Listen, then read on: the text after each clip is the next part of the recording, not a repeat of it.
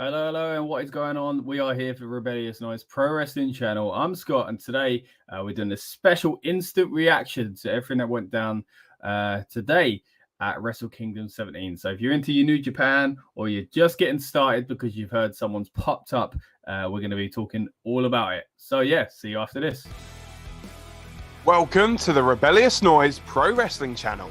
On this channel, we bring you some great content from inside and outside of the squared circle. We will go through and offer some in-depth analysis of the biggest events of the year, as well as bringing you exclusive interviews with some of the industry's biggest names. There will also be live show reviews, in-depth features, and podcasts. So make sure you give that subscribe button a slam so you don't miss any of the action.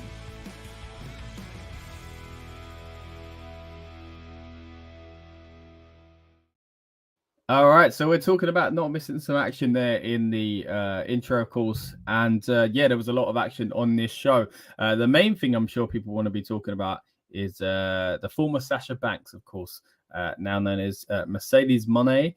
That's going to take some time to get used to, as his name changes always do.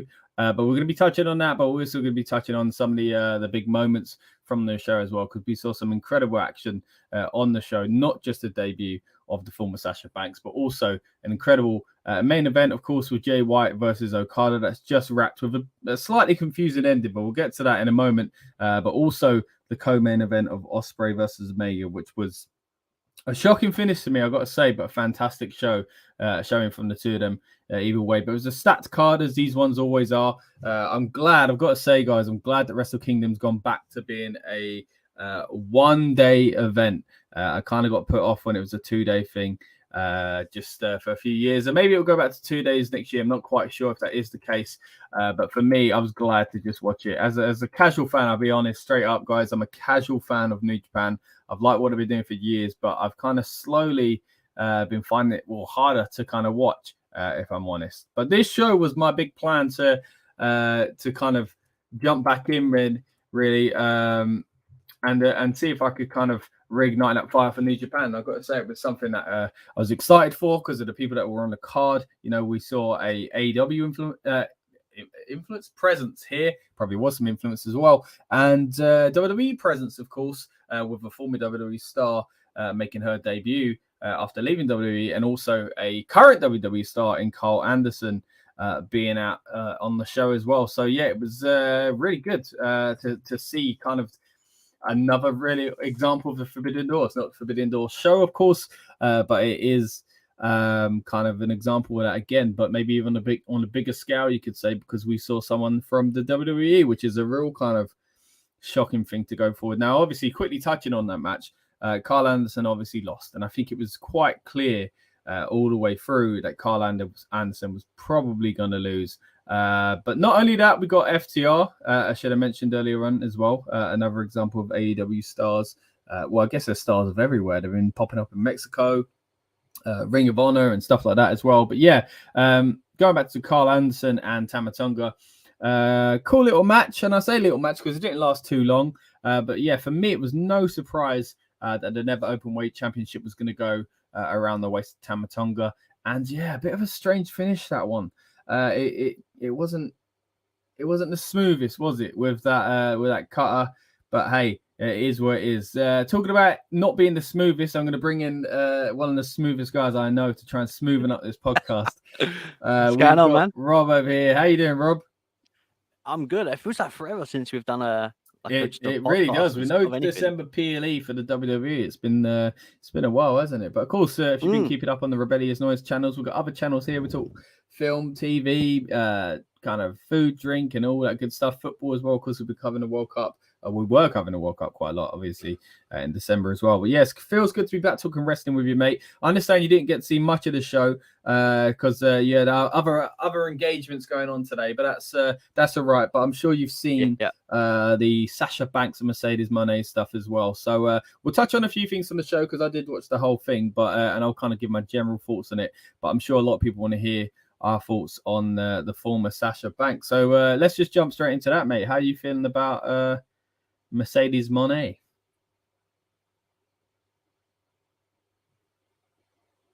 I said he was smooth, and now he's not responding. Yeah. What's going on? Oh, Oh, there we go. so We're delayed. I said I was smooth, and then my internet's just there. We go. Yeah, no, you were talking, and then your mouth wasn't, but I could still hear you. So I was like, I felt like. Oh, okay, at least you heard what I said. Show. All right, jump in when you feel like it. Yeah. Look, from what I saw, it was. I mean, do you want me to talk about the Sasha stuff now, or the Mercedes Moné stuff? Like, do you want to get into that? Or... Yeah. All right, so you messaged me off air, didn't you? Yeah. And I don't. The way I wrote it made sense to me, but I don't think it came across the right way. But what I was saying was I get that she's gone under a new name and like the new style and a new look and all that stuff to switch it up for New Japan, which is fantastic. I love it. Right. But you'd think from a marketing standpoint for WWE, you would have done something to be able to still have Sasha Banks as the name, because the name value is who's carried. Do you know what I mean? It's the big name, and because it's a WWE name, a name that you built, that's why they're not going to do that though, because she's not in WWE. Yeah, I mean, Carl Anderson appeared, but there's still a tiny chance, but I very much doubt it from one of the tweets you put out last night. But yeah, I mean, I get what you're saying, but they're not gonna. I mean, again, as I said to you when we were messaging off air, it was a messy breakup, So I doubt they're going to be like, hey, you can carry on using this name that we built, because then it kind of shows. I mean, to them, it's, well, you're not Sasha Banks anymore. And I said it in our messaging, it's the Razor Ramon Scott Hall type thing, So are they going to bring in a fake? I don't think so. But, this always happens. I think it's been strange in recent years because we've had a lot of people, especially going into WWE, where they've allowed them to keep their original names. AJ Styles has been probably the best example of that. Nakamura is another one. But then go the other way into AEW, Ty Dillinger ain't kind of called Tyler Dillinger anymore. Bryan Danielson's gone back to Daniel Bryan. Aleister Black is Alistair. Wait, what am I calling him now? I'm confused now. Anyway. Tyler Black. No, that's Seth. I am all over the place. How does his name escape me? I'm acting like I do watch AEW, but it just shows Alistair ain't done too much lately. But anyway, but he's called the House of Black. Wait, what was he called before then? It was Alistair Black now, isn't it? What was he before? Alistair, how have I forgotten? Tommy End. Malachi Black. No, he's Malachi Black now. Right, that's it. There we go. My goodness, that was confusing. That's it. Malachi. But anyway, the point is, kind of name changing and copywriting is a tricky thing. So I get what you're saying, that they could see it that way, but it kind of it drives home that she doesn't work there anymore. So I guess that's why they wouldn't want to use that name as well. Yeah. But yeah, the name, like I say, I think it's a good name. I think it fits in well because it's half her real name and half a gimmicky name, which is always a good way to go anyway, because you can easily kind of switch around. A lot of times people could have also kept the Sasha but dropped the Banks, or kept the Banks and then the Mercedes Banks, which sounds a bit too close to Mercedes-Benz, so that's probably why she didn't do that. But then, having Monet and it's kind of a hint that it was. I saw original kind of things that was going to have a T on the end of it as well, but it seems like they either dropped that or that was never really the case, because a silent T with the accent over the E anyway. But anyway, they've gone for Mercedes Moné, again, a mixture of her real name and also a play on her old kind of character's name, which I quite like. That was new, obviously. Theme song was new, Rob. What did you think of the theme song? I got to say, I liked it. There's a lot of kind of criticism about it already online, but there's a lot of up and downs talk about the reaction to it anyway. But we'll get into that, because we put a tweet or two out there on the at RN Pro Wrestling talking about it as well, and we got quite a few interesting responses. So I'll get to a few of those comments in just a moment. But firstly, let's break it down bit by bit. And I know we'll talk about more stuff from New Japan here, but realistically, this is a big story in the news of wrestling. In the news of wrestling, this is a news story in the world of wrestling. There we go. Rob, what do you think about the music? Do you know what? This might be controversial. Not that I am on this show ever at all. Never. I think I prefer it to the Snoop Dogg remix that they had for Sasha Banks. You know what? Me too. Because I mean, it's not a bad song, Yes, yo, and kind of get behind it. I think the first song, Sasha's first song, was better. I understand using her cousin Snoop Dogg. Look, I think Snoop's amazing. Even his Just Eat rap was good. But to be fair, this guy jumps on any track he can for a certain payday. So it's not that much of a stretch. It's her cousin. That was great. It was cool when he performed live. And I understand why they want to change it. But the old one, man, the old one still gives me goosebumps thinking about it. But anyway, that's like NXT Sasha, isn't it? Yeah, NXT Sasha, but even early, kind of like when she first was jumping on the main roster as well. But yeah, no, I liked it. I thought it had a bit of a, weirdly enough, talking about Snoop Day, it had a nice kind of 90s kind of feel to it. So nice little kind of high pitch. I'm not describing this properly at all, but people might get what I'm talking about. But anyway, yeah, I quite liked it. I thought it was a good theme song. It fit a character. It's hard with New Japan because their production isn't like WWE's. There's certain things I prefer in New Japan production wise. The way it's presented as a sport is one of them, and different camera angles are kind of cool. But what is a struggle is the echoey music at times, especially to be so impactful. So I thought that wasn't great, and a lot of people are kind of not really understanding the way fans are in Japan and saying, oh, you know, it wasn't a big reaction. It's like, that's the culture. It's not the way. It's not going to be a big pop, as you know, wrestling fans will say. That's not what we're going to be getting. This ain't, if she show up at an AEW, which I think she will, it'll be different. I know. But it's just the way things are in Japan. But that was a big part of this show anyway. You know, it was the first time Japanese fans were allowed to be vocal, which is a very strange thing to be saying. Strange to still be talking about things from the pandemic, of course. But hey, kids, it's not over. It's going to be here for the rest of our lives, sadly, it seems. But yeah, different countries are handling it in different ways because they've got different scenarios. But yeah, it was a big thing that they could cheer for the first time, Rob.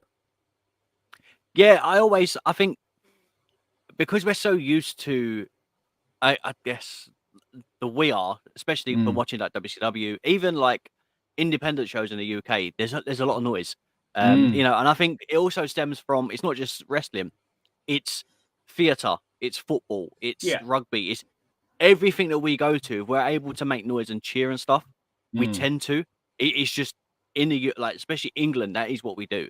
You know, and obviously other places, some are more appreciative. Japan, though, is very quiet, but that's not because they're being disrespectful. That's because they're being respectful. Yeah, it's the way they watch it. You know, so I think for me, watching Japan was always the hardest thing of, are the crowd feeling it? Because we always say, I think a prime example would be recently when we've been talking about if you don't get any reaction, if there's no boos, there's no cheers, and it's just stagnant noise, you're like, the fans aren't reacting to you. And we had this with like with Cross in WWE, and I was like, well, the fans aren't reacting, but in Japan, the fans react, but they respectfully clap or cheer when it's necessary, you know? Yeah. So it must be really different being in a position where you've done WWE or AEW, then go to Japan, and then all of a sudden there's like echoes.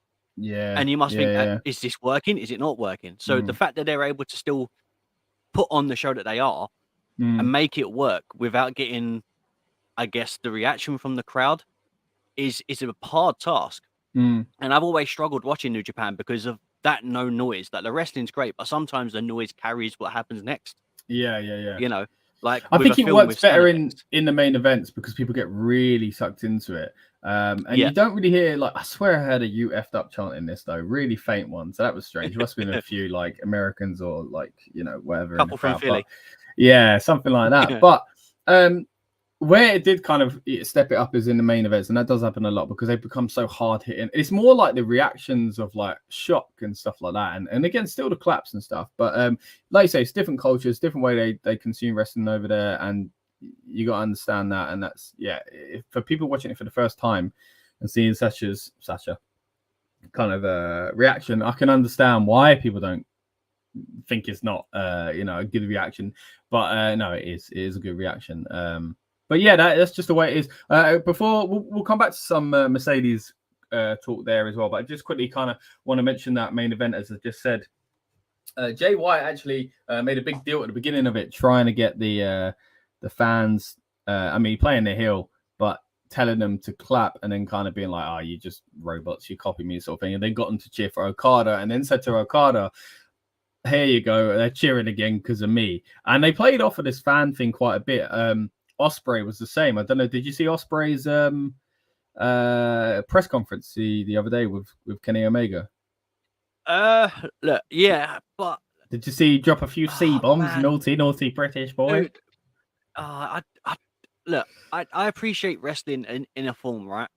And there's something about Ospreay, and I don't know what it is, but I can't get behind the guy. I just don't like him. There's just something about him that I watch him and I'm like, I've watched his matches with Ricochet and I'm like, good. And I watch it and I'm like, they're amazing.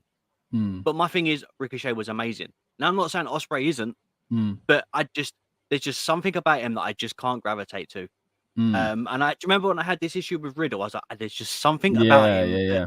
Until it finally dropped, and I was like, okay, now I get the Riddle thing. Yeah. But with Ospreay, I don't think I've ever seen a match when I thought, do you know what? I really like Ospreay. Like the match is fantastic. I just don't like him. You know. So I mean, I would say then, obviously you haven't seen this match, right? No, but I see parts of this match because obviously I was on the way back. Okay, yeah. So it was a really good match. I think the end was shocking, but I'll get to that in a moment. But yeah, going back to the Ospreay thing, I think I would agree with you. I really do like Ospreay, but I feel like this something needs to click. There's something I'm waiting for, and I don't know what that is. But I think obviously being British helps me like him more as well. But then at the same time, it kind of holds me back on liking him because when he did that promo, as much as I did like it, the press conference thing, parts of it I was like, oh, that's kind of cool. And like they're in Japan, like in Carl Anderson used to get away, and Doc Gallows used to get away with this a lot as well, swearing and getting away with it because it's not, in it, English isn't the native language over there. It kind of seems edgy, Zack Sabre Jr. does it as well. But then at the same time, it seemed a bit muggy because, like, I saw in that character muggy people I've known over my life, because it's British, it's relatable. It's easy to go, oh, you seem like a muggy twat, whereas I think I saw a lot of people react to it online, especially Americans, going, oh man, like that was so good, like passion. And it was a good promo, but I think it was the same when I saw Paige on Austin's podcast. Me and Tom have talked about this before on Talking Beans, I think, but because I saw people I knew in Paige, and I always wanted to do well because she's British as well, and she's fantastic. When she did that interview, it hit me how immature she was at the time, because I was like, I know people like you, like you're reminded, like the way you talk, the cadence, things that you wouldn't pick up on maybe if you weren't from the same country as that person. So, and again, I'm trying not to diss Paige and Ospreay here, but Paige was her actual kind of, I think, naivety and being young, and I think she'd probably say it if she watched that interview back. But then Ospreay's is in character, so I'm not trying to diss Ospreay himself, but I felt like the character reminded me personally as a Brit of a muggy twat.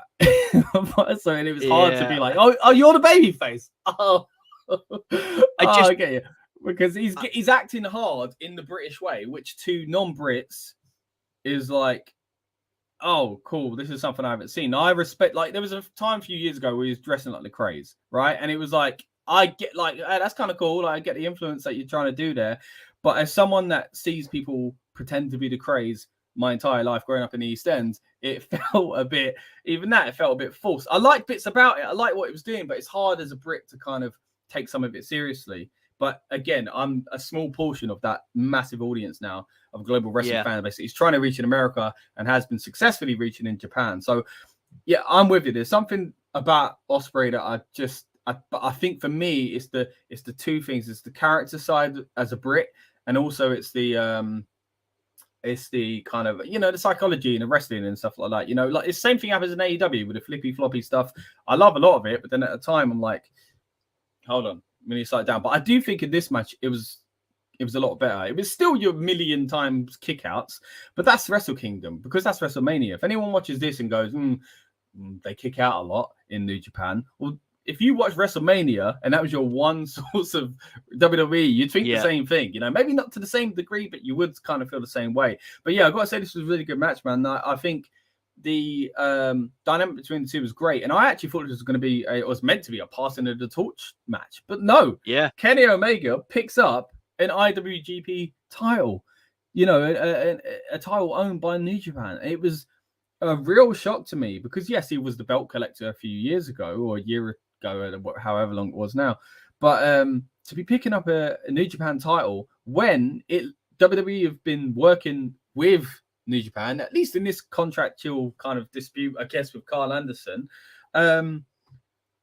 confusing. I don't think the WWE thing is going forward from here with New Japan at the moment. No? I think it's more likely that they are connected with AEW, but you can't be working with both American companies. Both American companies can't be buddying up to the same company that's been buddied up to their rival. So I disagree.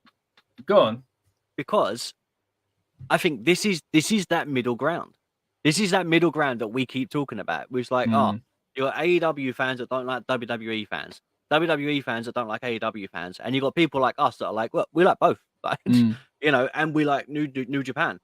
So I think that middle ground of New Japan being that moment is you at one time you could have Anderson and Gallows, let's say, appear at New Japan and could be standing in the opposite in one part of the ring, and opposite that ring, you could have Kenny.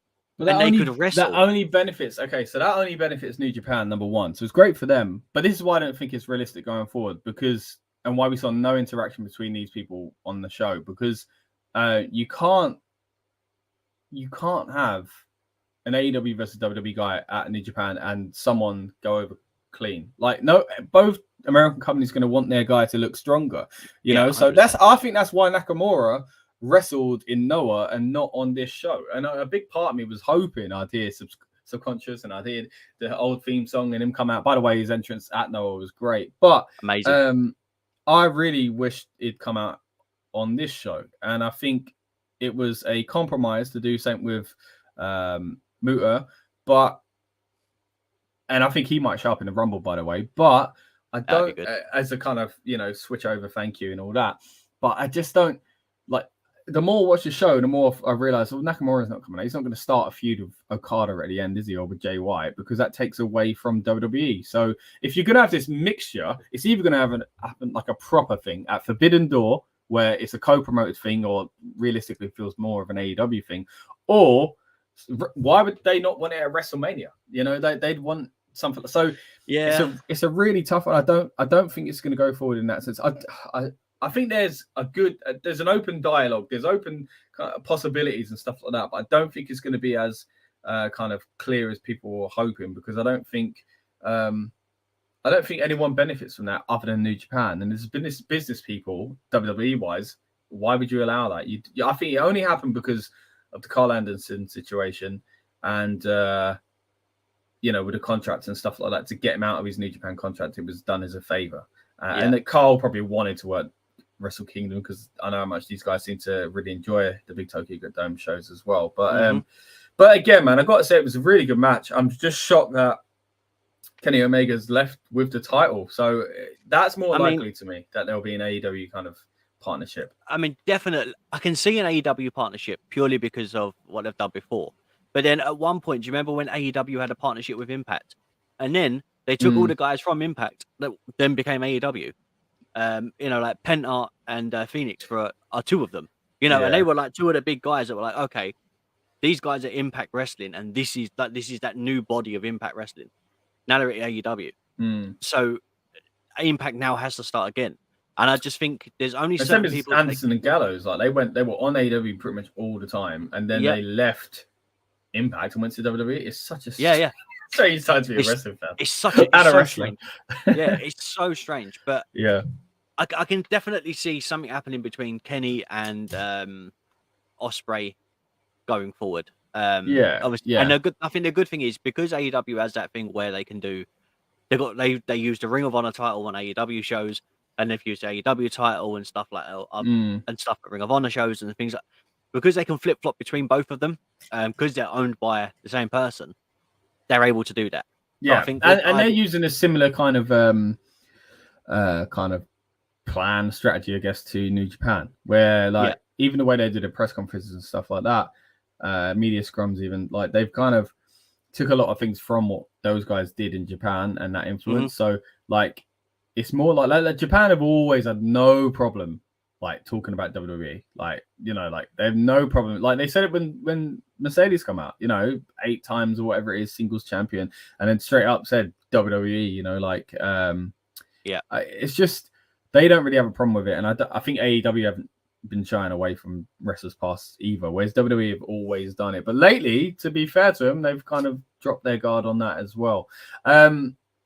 before we jump back into some Mercedes talk, Rob, any other, again, I know you didn't get to watch the show properly. You've only kind of seen some highlights and stuff like that. Is there anything else you kind of saw that you thought was interesting or you wanted to know more about or anything like that? Well, you know, when Anderson come out, which was fantastic, by the way. And did you see he had the OC shirt on and not a Bullet Club shirt? Did you see that? Yeah, I thought it was an OC shirt. It was great. Yeah. What a I guess, like, if you're supposed to, I'm assuming he was supposed to be the heel in the match, right? Because of the way it was and all that sort of stuff, and with Tonga and stuff, and which I love him, by the way. He's so good. Yeah, he's really cool. He's so good. And I'd love to see him do more. I'd love to see him go AEW and do stuff because it's a bigger platform for him. Yeah. But Anderson coming out with the OC shirt on, I was like, do you know what? If there was ever something, small details for you to show that you're a heel, what a little detail. Yeah, like, just and I meant the big time because even the commentators mentioned it when they left. They said, "Oh, he left for the big money," sort of thing. Like they're playing up to it. Like I think you got to do that. Touching on that, that's quite interesting because he didn't use. I don't think he did. At least said he did OC theme or anything like that. I don't think so. And Kenny didn't use his AEW theme. And then we talked about Nakamura at Noah did use his WWE theme. So really confusing the kind of limits to what people allow and don't allow and kind of want to put on each show. But Anderson, like you say, Tama Tonga was great. Again, sloppy finish, unfortunately. But it was a good match. It should have ended on the one that he did against the ropes before it set up. So, but hey, hindsight and all that kind of thing. Muto, as would have been here, and all the kind of old school guys, I guess you could say. Cool little match there. A lot of respect being paid there to Keiji Muto. And also, of course, they were referencing the 50th anniversary of New Japan and Inoki, of course, you know. So that was a big part of it. It was a big part of this was a tribute to Inoki at the end. It ended on Okada kind of paying respects to Inoki as well. Of course, Antonio Inoki passing away just a few weeks ago, sadly now as well. Quite ironically, of course, just before Wrestle Kingdom, just around the 50th anniversary as well of a company he played such a big part in. But yeah, that was a nice little touch. Also, it was funny, Zack Sabre Jr. coming out and his little comment to the camera. I don't know if anyone picked that up, what he said about paying nurses properly. That was quite nice to hear. Hey, depends on your political allegiances, but hey, there we go. Zack Sabre Jr., great match as well, though, I've got to say, between the two of these, and picking up the New Japan World Television Champion. So a new title in New Japan. What do you think of it's only a render of it there, Rob? I don't know if you've seen the actual title. What do you think of the title? It's a strange shape, but I quite like it. For me, New Japan titles are always hit and miss. I'm not a fan of the current like world main title, but they do have some nice kind of designs. Yeah, do you know what? Sometimes you look at a title and you think, is that all right? Is that nice? Do you know what I mean? Sometimes you look at them, or it needs a little while, or a specific person needs to hold the title. Yeah, and then you think, all right, I get it now. Like if it was made for this, but this person, I see, for example, with Bobby Lashley, for me, that is perfect. Or the new US title with Bobby Lashley would look perfect. Like those sort of things. Okay, strange things that us wrestling fans like. I know. However, this title was all right. I think from the picture, it doesn't give it justice. But then with him holding it, it looked a lot better. That's not that bad. I've seen a lot worse. Yeah, and the square shape, I know some people probably won't like. I don't like the shape of the main title, but this square shape, although it's kind of different, I don't know, does it work because it's TV shaped? You know, like I don't know. Is that why they're going for it? Is it? You remember the NWA title? Oh yeah, that's kind of worse. Yeah, like a rectangle anyway. So it's very much to like that. Or do you remember when I can't remember what the title was? Hogan had one, and it was very square. Was that the WWW? Was it? Might be one. Yeah. One of them. It was like the square plate. The territory. Yeah. It reminds me of a very territory based. It does kind of a lot more old cultural school area, old school kind of wrestling. And do you know what? I'm all for that. I mean, I thought it was cool, and I think to give someone like that new title. I mean, new titles have been hit and miss in New Japan over the last few years. You know, they had the Intercontinental title, which they've now retired and basically put into the WWE. Sorry, the IWGP heavyweight title now. They've been merged, but that's annoying because you had such a great legacy even early on because with Nakamura with that, so that's a bit of a shame that they've kind of given up on that title already and now made another new title. But hey, if anyone's going to get a new title, I'm very happy for it to be again fellow Brit Zack Sabre Jr. And I really enjoyed the match and enjoyed seeing him come out there as champion. But yeah, it was. And of course, at the end, he joins his old. Is it TMDK? Am I saying the right order of the letters there? Buddies as well. What were they in WWE? TM19 or something like that? That's too many letters and numbers. TMDK is what they're known as now. But what is it? Yeah, they're the Australian guys, right? Yeah, they're Australian. I'm sure they're Australian. TM61. There we go. It. I knew it was TM something. I was like, is it 16? Is it 19? Yeah. Are they both from Australia? Because one's Shane Thorne, isn't it? Yeah, they're both Australian. There we go. So 2 Aussies and a Brit. Do you know how I remember that? Because on the Talk and Beans podcast, you were complaining about them, and Tom said he loved them. And that's how I remember him. What, from like NXT days? Yeah, from the NXT days. Oh, okay.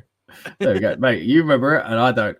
Other than that, I'm trying to think what other matches to really touch on before again we do have to go back to the FTR matches. I think it was quite short from what I remember. Now it's been a long morning, but there's a theory though, isn't there? There's got to be a theory. I mean, they've lost all their tag titles now, right? All their titles in the last month, right? And I mean, with their contracts coming back off to an end, and they're very. Dax has been very pro CM Punk and this new venture of a podcast, which seems to have apparently ruffled some feathers in AEW. I still don't know where I stand on that whole CM Punk thing, but that seems to ruffle some feathers, and I think understandably so. But if you just started a podcast, I don't think WWE contract is what you're looking at picking up because they ain't gonna let you keep that. So maybe it's just a stopgap. I don't know. Unless WWE do something with it. I mean, we've had the Stone Cold Steve Austin podcast when Jericho first started. Yeah, but I don't. We were talking Jericho. I don't think I don't think that's happening. But it is Corey strange. Graves after the bell. So they've got some. Yeah. But yeah, I don't see it personally. But I don't think they're coming back to WWE. I think if anything, they're either turning heel or I don't know what they're doing, man. It's strange though, isn't it? Like it was strange for them to collect all the titles and be allowed to do that. Mm-hmm. But what's funny again strange losing them is when they were Revival, I absolutely hated them because I loved them in NXT. When they went to the Raw and SmackDown and stuff like that, I couldn't stand them because of the way they were portrayed. Yeah. Right, and they were booked. Then they kind of done their own thing, went independent, and then went to AEW, and then they started touring, collecting titles and all that stuff. I absolutely loved them. And now I'm thinking, they're dropping titles. I'm like, if they go back to WWE, my concern is, am I now going to dislike them again because of the way they're being booked? And that's my worry, because I really like them. It's a different time, isn't it? I mean, even going on the Sasha stuff, which I'm sure, again, we'll pick back up on in a moment, but even going on that, you look at it, since she's left, things have changed. So it's like, is she left at the wrong time? You think Adam Cole and people like that as well, like they would have thrived under Triple H, you'd imagine. So yeah. Is my camera gone really dark, or is it me? Well, you started out dark. It's just getting darker as time goes on. All right, let me jump out. I'll keep listening, but let me jump out and see if I can fix it. Because I'm looking, I'm starting to disappear in the background. Yeah, you are. I thought it was part of your new gimmick. I'll be back. All right, mate. Yeah, no worries. Okay.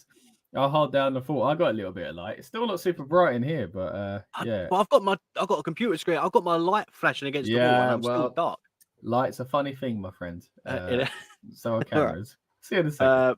All right, mate. Right, so while Rob tries to fix his light in there, let us know what you thought of Wrestle Kingdom, guys. If you're watching along live or on demand, we really would love to hear your opinions on this as well.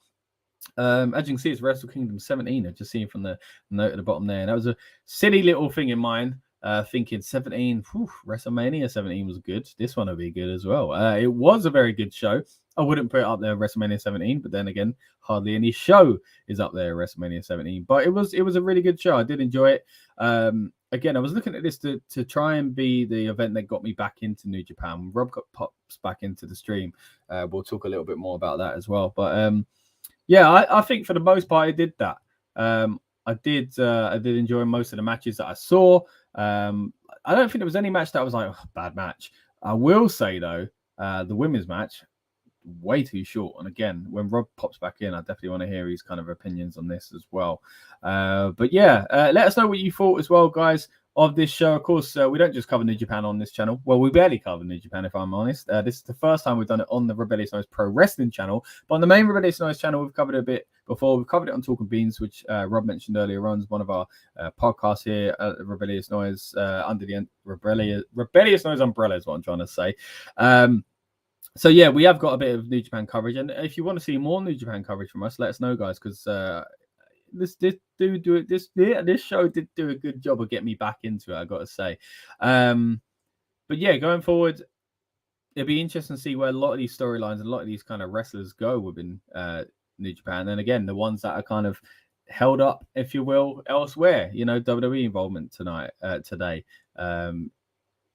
AEW involvement today as well. But of course, we do cover AEW and WWE on this channel as well. Not just in kind of instant reactions and review podcasts like this one. We do usually have our main recap and review where we go match per match. But this is kind of our go live straight away after the event and just kind of talk with no filter and just see how it comes out. We do watch alongs on this channel as well, harking back to the kind of glory days, if you will. With SummerSlam 92, we did it recently. We did a watch along with SummerSlam 2002. We've done an ECW One Night Stand watch along. We did a Survivor Series 2002 watch along and a Survivor Series 2012 watch along, which was really interesting because, of course, we talked a lot about the debut of the Shield. Can you believe that? Just over 10 years now, those guys have been prominent figures in the world of pro wrestling. But yeah, speaking of watch alongs, guys, we want to do some Royal Rumble watch alongs before the Royal Rumble. Of course, we are in Rumble season now. Hopefully we can get at least one, maybe even two done.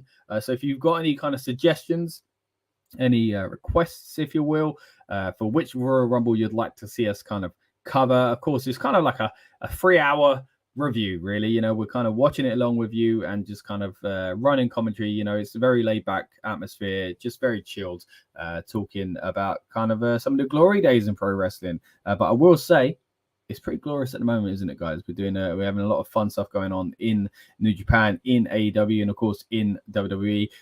Quickly, while I'm on WWE as well, there's a lot of interviews on this channel. You might have seen them already, but if you haven't, we've got interviews with the likes of Damian Priest. We've got a great interview with the boys from Imperium. An interview that's doing pretty well on the channel right now is our interview with Rhea Ripley as well. And yeah, we've got quite a few on this channel, guys, all the way back to interview with even Big E, of course, who we wish well when he was WWE champion. We had a great conversation with him. Look at that smile on my face. That man made me laugh a lot during that interview. But yeah, check out everything else on this channel when you do get a chance, guys. Please subscribe. We are the Rebellious Noise Pro Wrestling channel. As I mentioned earlier on, we come from the main Rebellious Noise umbrella, under the umbrella, I should say, and we cover whole range of things here at Rebellious Noise, but stick right here if you like pro wrestling, just like I and Rob do. Speaking of which, I'm going to bring him back in because it looks like we've got a bit of brightness going on. Just a tad. There we go. There we are. Around, I was like, what's going on? What is hitting my... And I think it's my blinds. Yeah, it's still pretty dark, but it's not as bad. The closer you come to the camera, I mean, I'm not saying come to... Yeah. It seems a bit bad. That's all right, mate. We'll get on. We'll make do. Well, the reason being, obviously, as you know, like we've swapped. The room's been swapped. I mean, I don't mind announcing that I'm having a baby. Well, I'm not having a baby. My wife is having a baby. Congratulations. Well, I said it already, but But we need more space. So the rooms have been swapped, and since then, my setup was exactly how it needed to be with the backdrop and all that. Now. I've got too much space and not enough light. We're in transition. So I'm trying to rig it all, and we ain't done any podcasts, so I've not had to worry about prepping. Yeah, and this one was a kind of last minute. Hey, we're doing an instant reaction, you know. So yeah, we were going to try and do a watch along, but again, things didn't quite align for that, sadly. But we didn't want to kind of skip over this event because, again, even before the event, we knew it was going to be a big one, and we've been talking a while about doing some sort of coverage for it. But again, let us know in the comments, guys. What did you think of New Japan's Wrestle Kingdom 17? Again, I referred to WrestleMania 17 earlier on. I don't know if you heard, Rob, but of course, one of the best of all time. Even the number 17 got me excited, mate. But again, it wasn't up to the standards of WrestleMania 17, but it was still a very, very good show. I mentioned it as well while you were gone there, mate. I think it's time to go back to some Mercedes Moné talk as well, if you don't mind. But I wasn't too happy with the match that led into that. I mean, here we go. We've got the graphic up here as well. Now, the two girls worked really hard. Tam Nakano and Kairi Sane, as she would have been known in the WWE, of course. The big rumor was always that we were going to get Sasha, as she would have been known before, challenging Kairi, and that's exactly what happened. But match number 2, I think it was, we go into this, and it was a decent match. It's very strange because Sasha wants to work in Japan because of the legacy of the Japanese women wrestlers, right, from the past, right? Now, of course, there's Stardom and companies like that, but realistically, New Japan haven't done much with women for a long time, right? They said it on this. I think it was the first time that there'd been a singles women's match at the Tokyo Dome, which they've had a stranglehold over, on the January 4th event. Since like 95 or something like that. No, maybe it wasn't that long. Let me just check my notes. Let me just double check because it was a long time regardless. It was the 94, even worse. 90 freaking 4. You shouldn't have checked your notes. Was the last time. Yeah, now I'm angry. Was the last time a singles women's match took place there. Now, it's so strange because the women's revolution, a big part of that people were influenced by was, of course, the women that had a glass ceiling but kind of stepped over the boundary every now and then, such as Trish and Lita when they had the opportunity, and took that opportunity. But the other side that people reference is Japanese women's wrestling, particularly from the late 80s and the early 90s, right? It was so big. And I think it was more All Japan, to be fair. And All Japan isn't really much of a kind of thing these days compared to New Japan, obviously, big rivalry between the two. But it's still very strange. It's kind of come full circle. Like the Japanese wrestlers from the past have inspired this generation of WWE wrestlers. Now the women's revolution has kicked up a fuss, and the place where they actually used to get all the love or more love, main event status, hardcore matches, wild stuff going on was Japan. They ain't been doing much with them, Again, I'm talking other companies have. Don't get me wrong, but when you like the premier company in Japan is New Japan Pro Wrestling, right? So it's so strange to me. I was thinking it when I was watching it. Like thinking back to the Wrestle Kingdoms that I've watched. I think first one I watched was it might be in Wrestle Kingdom 9. But anyway, anyways, around then basically, I've barely seen any women's wrestling. And it's been a real shame, especially when the women's revolution kicked off, not just in WWE, but around the world, in other companies as well. So it's been really strange. So to hear that, Sasha wants to work in Japan, I get that. And to hear that she was rumored to be part of this show, very exciting. It was pulled off quite well. A few kind of issues, which again, we'll get into in a moment. But for me, the fact that it just kind of, it was a bit of a slap in the face. It's like she's just come from this company where they actually, ironically, have been given main event. She was in the first ever many things, Iron Woman match, Hell in a Cell match, and stuff like that for women. Yeah. And now she's gone to a company where, I'll be honest, mate, the writing on the wall ain't looking good. It was about a 4 or 5 minute match. And they gave her a big stage to come out on. But I'd be a bit worried if I was her. Yeah. Yeah, no, I agree. I think the way I look at it is certain people are stars no matter where you go. I mean, for example, let's say Brock Lesnar, WWF or E at the time. It was E, wasn't it, when he left? And so you had him, he left, he went to Japan. Then he done his stuff with Nakamura. Fantastic match. If you haven't seen it, go back and watch it. Like in general, I think you can find it on YouTube. It's a great match. And then he went off to do UFC and stuff like that, or football, then UFC and stuff. But I think sometimes if you're a star and then go there, you get what you I think that will be the case. Because the money that she's going to bring in, no pun intended now, with her new name is crazy. Like, she's a massive star. It has built such a buzz. Like, she's the title of this video. Her picture is in this thumbnail. Even though so much great stuff happened on this show, let's be real, this is probably the biggest talking point when we're talking about the general landscape of the wrestling. We've got a comment here saying, I was more surprised that the match ended in 5 minutes than that Sasha Banks came. With love from Japan. Oh, thank you very much, buddy. Giving us a comment there from Japan. Really do appreciate that. Say that name. And I can't say that name. I can't read Japanese characters. That sucks. You know what? I've always said I want to learn more languages. One of them is Japanese. Back in the day, I remember wanting to learn Japanese so that I could watch New Japan before there was a widespread English coverage of it. But yeah, because I love even hearing the Japanese commentary. It sounds so passionate. It does sound. It sounds so cool. It's crazy to think. So I wish I understood it. Yeah. But anyway, thank you for the comment there from Japan, mate. Really do appreciate it. Thank you for joining us on this stream. We hope you find other things on this channel that you like, and if you do, please subscribe. If you want us to cover more Japanese wrestling, we'd love to look into it deeper. We did do a lovely little kind of piece on the main Rebellious Noise channel where we got our friend Justin to go along to a Japanese wrestling show for the first time and introduce him to that when New Japan came over here to London as well. So if you get some time, check out the main Rebellious Noise channel. Look up, or if you can't find it, just look up on YouTube Q&A, as in spelt like the kind of the word Q-U-E-U-E. That's a very good. That's too many U's and E's. Maybe it's not. Anyway, and that doesn't help the situation. And Royal Quest, but hopefully you can find it either way. But sorry to jump in there, Rob. But going back to what you were saying about Brock Lesnar bringing in the star, I think you're right, mate. I think that gives a bit more confidence for Mercedes, maybe, and for us as fans. But I think there's no hiding the fact that change has got to happen at some point, and maybe she's there to make this change be a reality. Of course, she's challenged Kairi going forward now as well, and again, we'll get into that in a moment and how that was done.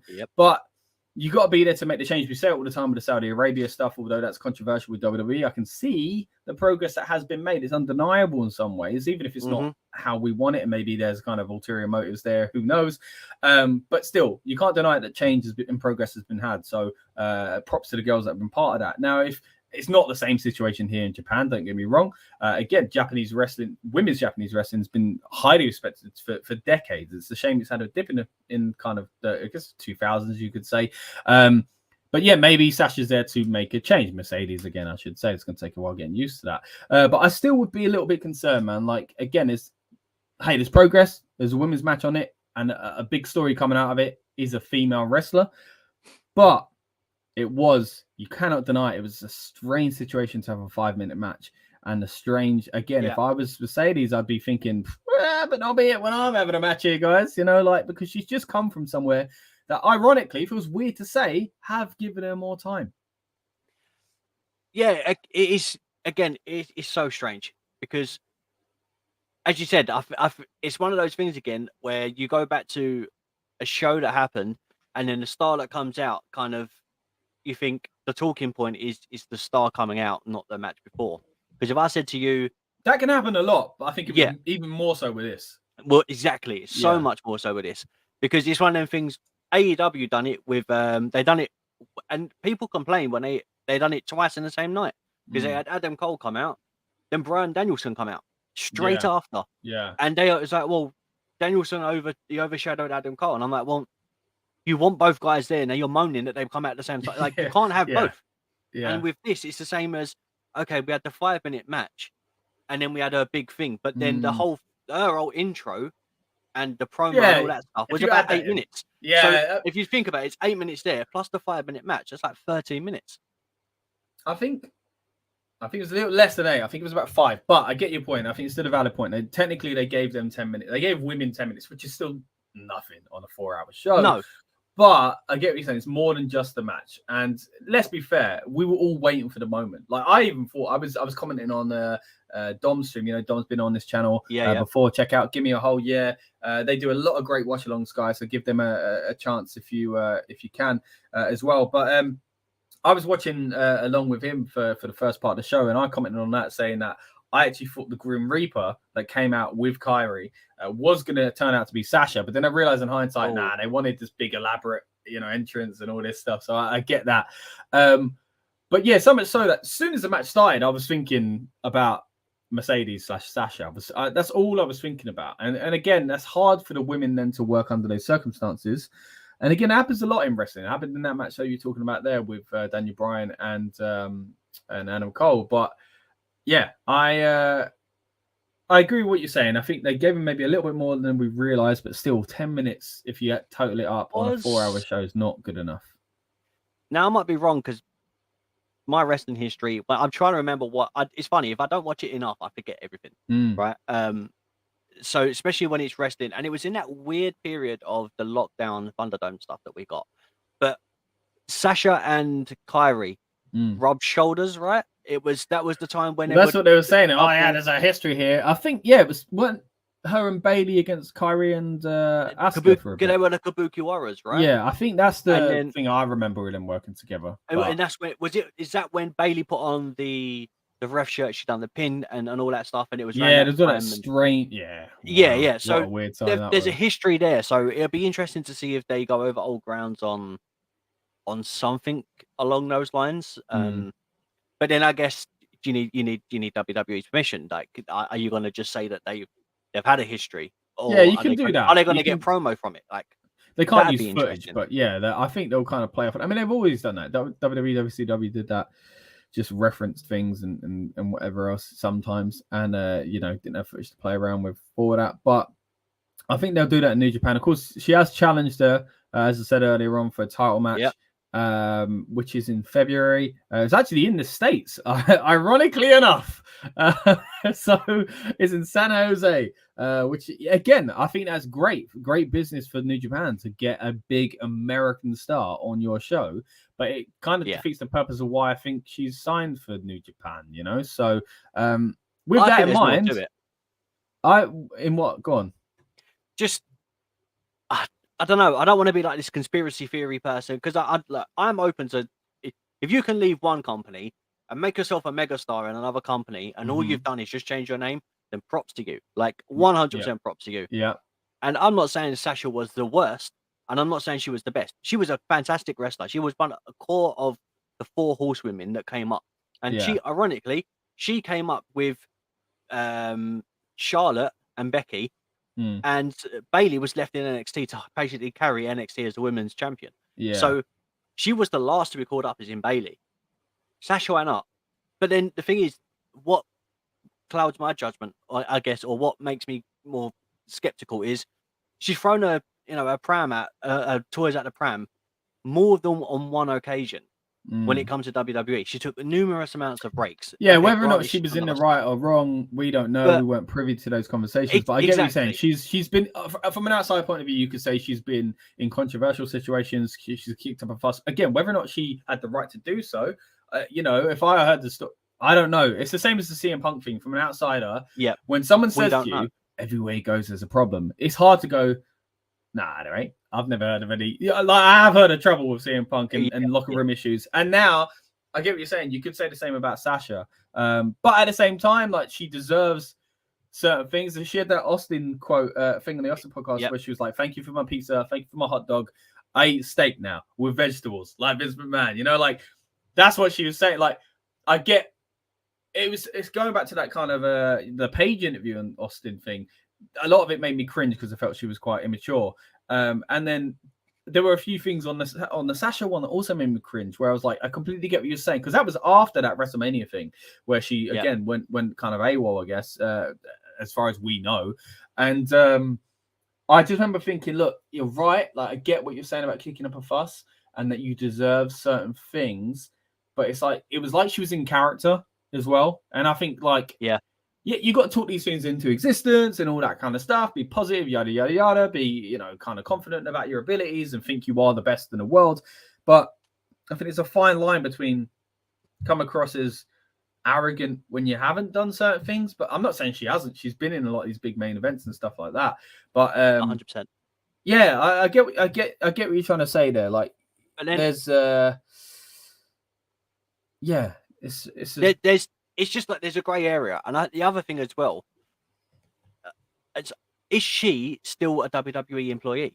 Because I don't think so. And Yeah, but anything's possible in this day and age of wrestling, it feels, but I don't think so because of the name change. I think that's a clear indicator that she's gone, and all the stuff she said on Twitter. I mean, that could be a work. We've never seen anything like this, so it could be the first time. It's unprecedented where they even go that far to work on something.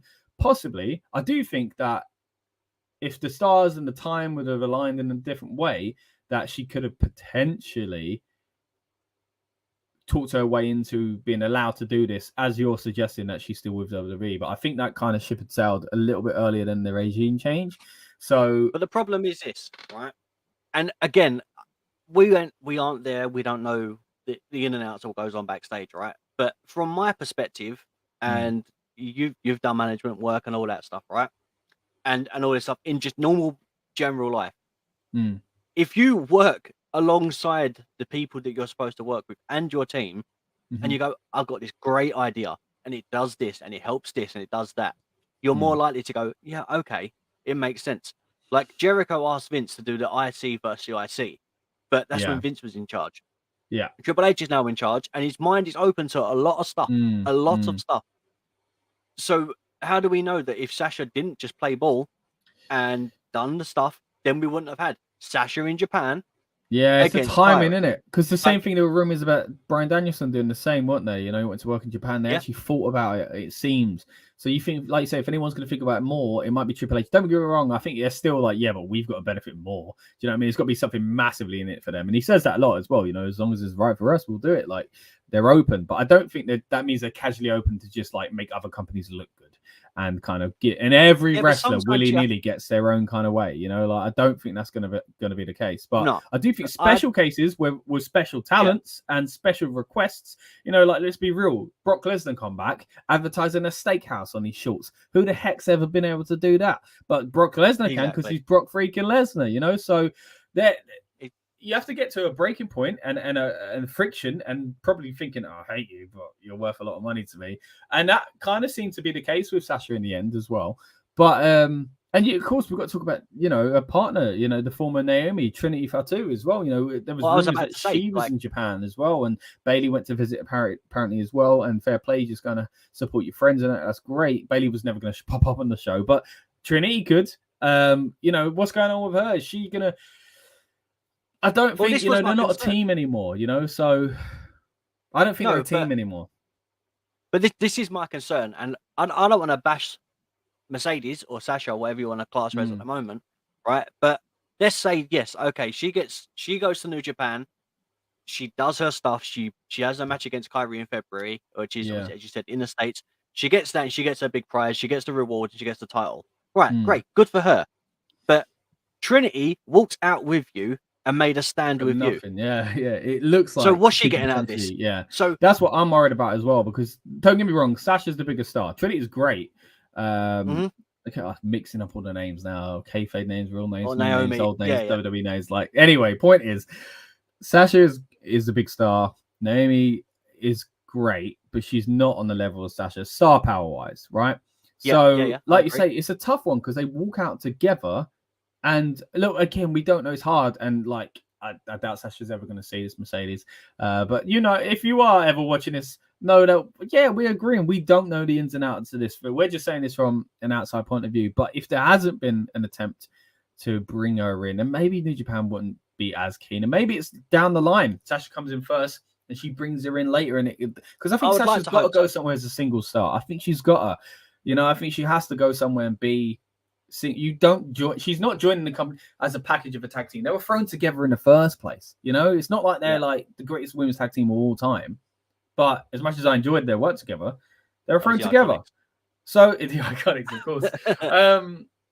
Yeah, it's just it's a strange one because I do think she's got to land somewhere, man. And I mean, that's hard. We've talked about it before. It's hard with the Usos as well, you know, and the rest of her family, I guess that side of things, at least being in the company, you know, so it's in the WWE, you know, so it's hard, is she going to go back there? I think Sasha will go back to WWE eventually. I don't think it'll be that long, if I'm honest. As I said, look, my thing is, if she's now not signed to WWE, I think there is an agreement with go to Japan, do your stuff. I think personally, there's an agreement of, look, you can go to Japan, do your stuff, do all your indie stuff.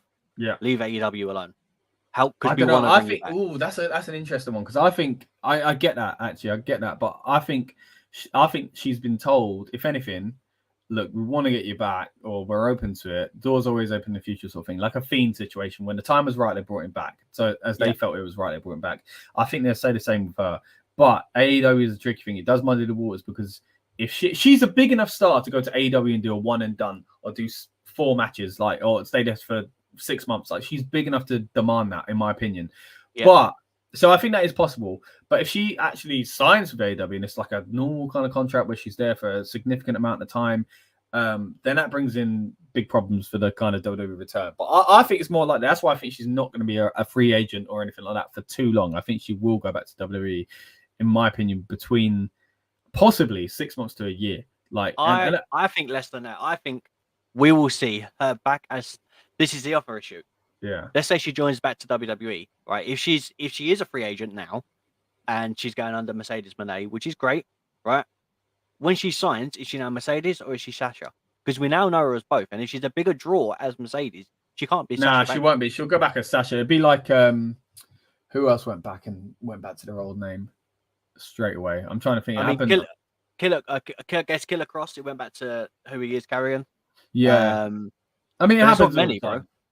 It wouldn't be Sasha. It wouldn't be. I mean, it wouldn't be Mercedes. She would be Sasha again. Because, but if she's a bigger draw as Mercedes, no, I mean, it's like the Bubba Ray Dudley and I guess what was he wrestling as? Bully Ray. Bully Ray. He was way bigger as a single star as Bully Ray than he was ever as a singles guy in WWE as Bubba. Excuse me, as Bubba Ray. So, I think she'd go back as Sasha. But anyway, we've touched on Mercedes a lot here. I just want to wrap up on a few things with the Mercedes entrance and stuff like that as well. We said about the music. We both quite liked it. Elaborate gear and stuff like that. Something I didn't like, though, is that the commentators, the English commentators at least, made it sound like she was going to have a match there and then. They were like, she's in her gear. Like, and I know they're doing this kind of intrigue or like, what's going on? And a lot of times you see people show up again, you're like, why didn't you gear? You just did a promo and left. Like, so they kind of wanted to play into it, but it sold a dream to me that didn't take place. She just did a new finisher, which I don't know what the name is to that, by the way. She did a new finisher. I don't know if I like it. It didn't go well. I've seen what it's supposed to look like in a training video. The person's supposed to land on their feet. It's a clunky, awkward move to do anyway. To do it for the first time under that pressure with someone significantly shorter than you, if I'm getting that right, it went wrong. And I feel so bad for both of them, because I'm sure Kyrie feels awful about it.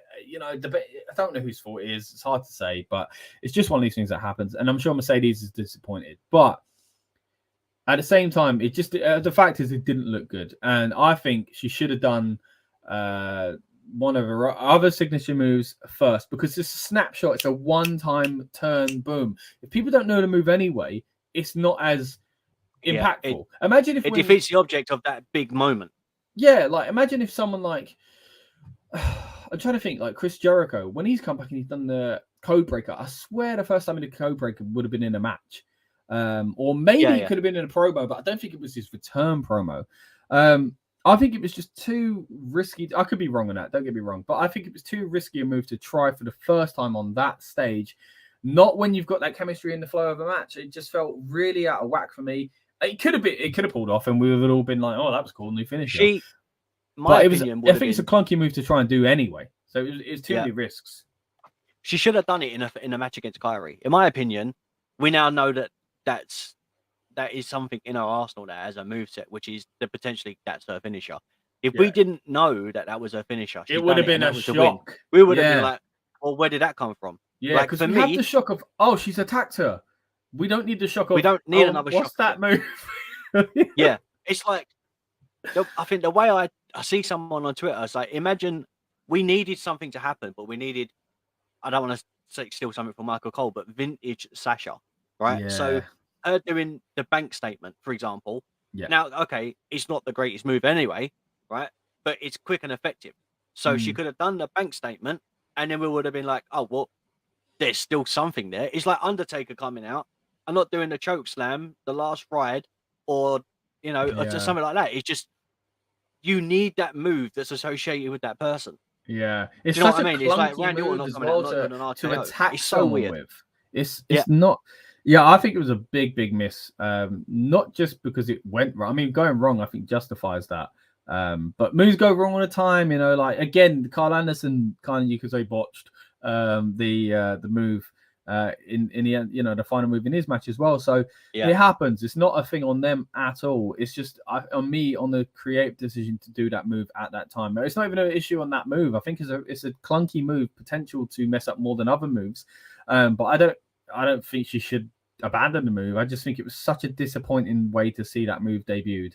And even if it was successful, if it did get pulled off, I think it would have caused a bit of confusion and comparison to the old. Like, there's so many people already moaning about the song, let alone a new move. And of course, you weren't going to have one of her old songs, but yeah.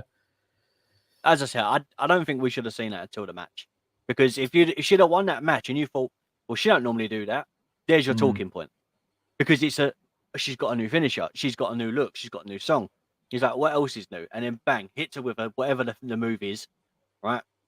And then you think, oh damn, like this is a new Sasha we're seeing here. You know, like exactly. This is exactly that. Reinvent yourself. Seen too much like too quick. Jericho.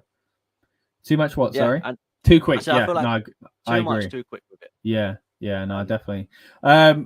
Let's get into a few things as we wrap up here. Again, this seems like we're digging that I'm here, but we're not. Like, we really did enjoy it. I think I speak for the two of us here when I say we both enjoyed her debut, I guess you could say, a return to pro wrestling, no, but a debut in New Japan. There was a lot about it. I did like a few clunky things that aren't massive issues, but I think, you know, it would be wrong of us to kind of pretend everything was fantastic.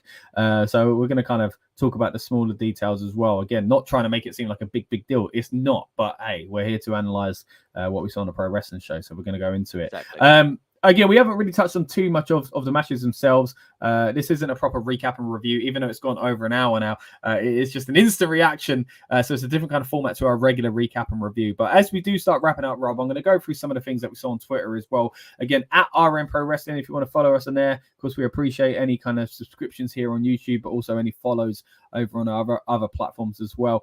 Just going to get to some of the responses that we had on Twitter to the debut of Mercedes Moné in New Japan Pro Wrestling.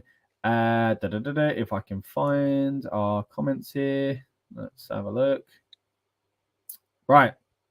So, kind of first thing to get on there is at Omega Filota, I think it is, using the botch job GIF of Frank Reynolds from Always Sunny, I guess in reference to the move, kind of harsh. First night on the job and she botches from Psycho Groove, I think that's pronounced as. That's a bit of a shame as well. I'm just going through them all here, guys. I'm not trying to pick out good and bad. I'm literally going to respond to every single one here. At Wrestling_Life, I love her and I think that she is fantastic, but none of that was good. Oh, man, I didn't realize I was going straight into all negative comments here. There's another one. Sean_Dr. Spanner. Don't worry, Monet. I think there's some good ones coming up, but this theme song is horrendous, plus that botch. You can't reapply the Sasha Banks formula and expect it to work in Japan. She will be better off in AEW. Hey, I kind of get where you're coming from there with the AEW thing. Japanese wrestling is very different. I disagree. There's nothing wrong with being a star. It's not reapplying the Sasha Banks thing. That's who she is now. You know, Scott Hall and Razor Ramon, very similar characters. He can do that in Japan, and he did go to Japan and do that every now and then as well. What else have we got here? We'll come back to it in a moment, Rob, because no, actually, let's go to that now. We'll continue a few more comments there, but you feel like you wanted to say a little bit more on that. Yeah, do you want me to talk, or do you want to? Yeah, no, go on. Yeah, you jump in with that. So look, I always think people say, "Oh, the grass is always greener over this side. It's always greener over this side." Blah blah blah blah. And for some people, great. You know, John Moxley, yes. Chris Jericho, yes. CM Punk, no. We could run a list of every single person that got signed over the last 2 years in AEW. How many of them are sitting at home or in catering right now? The four people that were 4 pillars of AEW. Yeah. How many now are like real big stars? So is that what you disagree with, the AEW side of that comment rather than the New Japan? Because I actually agree with the AEW side, because I think she will be a big star there. I mean, she's probably the depends what era, what's going on and what storylines which. But you could argue that she's the biggest star, female star in pro wrestling. You could argue that. All right, so she's a bigger star in pro wrestling, as in female pro wrestling, right? Yeah. The way she's portrayed and stuff. She goes to AEW, 100%. She will be a AEW Women's Champion, or to go against Jade at Cargill, right? I am not against either of those. Yeah. But after she's done that, now what's next for her? Yeah, but that's why it might be a short run. Ruby Soho. So she was this big thing. She come out as the Joker weird, and all this. What happened? Nothing. Because we've talked about this a lot before, the women's division, how it's hard to pump into new talent, whether it be young talent or, that is unknown, or, ex-WWE stars, and find that balance and then have something to do after they come in. It's been the same in the men's division, don't get me wrong, but the women's division has been significantly weaker than WWE's one, and it's been significantly weaker than their own men's division. So I do agree. I do think it has got better. We've said that before when we've covered AEW in this channel, but I agree with you that she could easily got not so much lost in the shuffle because she'll still be a big star, but if there aren't other people to bring up to her level, and once you've done the maybe the Britt Baker one and Jade Cargill and maybe Ruby Soho, it's kind of hard to bring. Like, they kind of also need to bring over Becky Lynch. They can't just bring over Sasha. They need another star equal to her.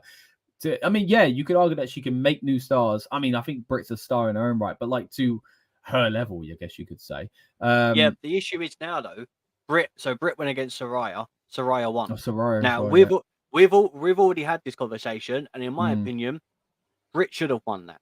Yeah. Because it shows that she was the more dominant wrestler.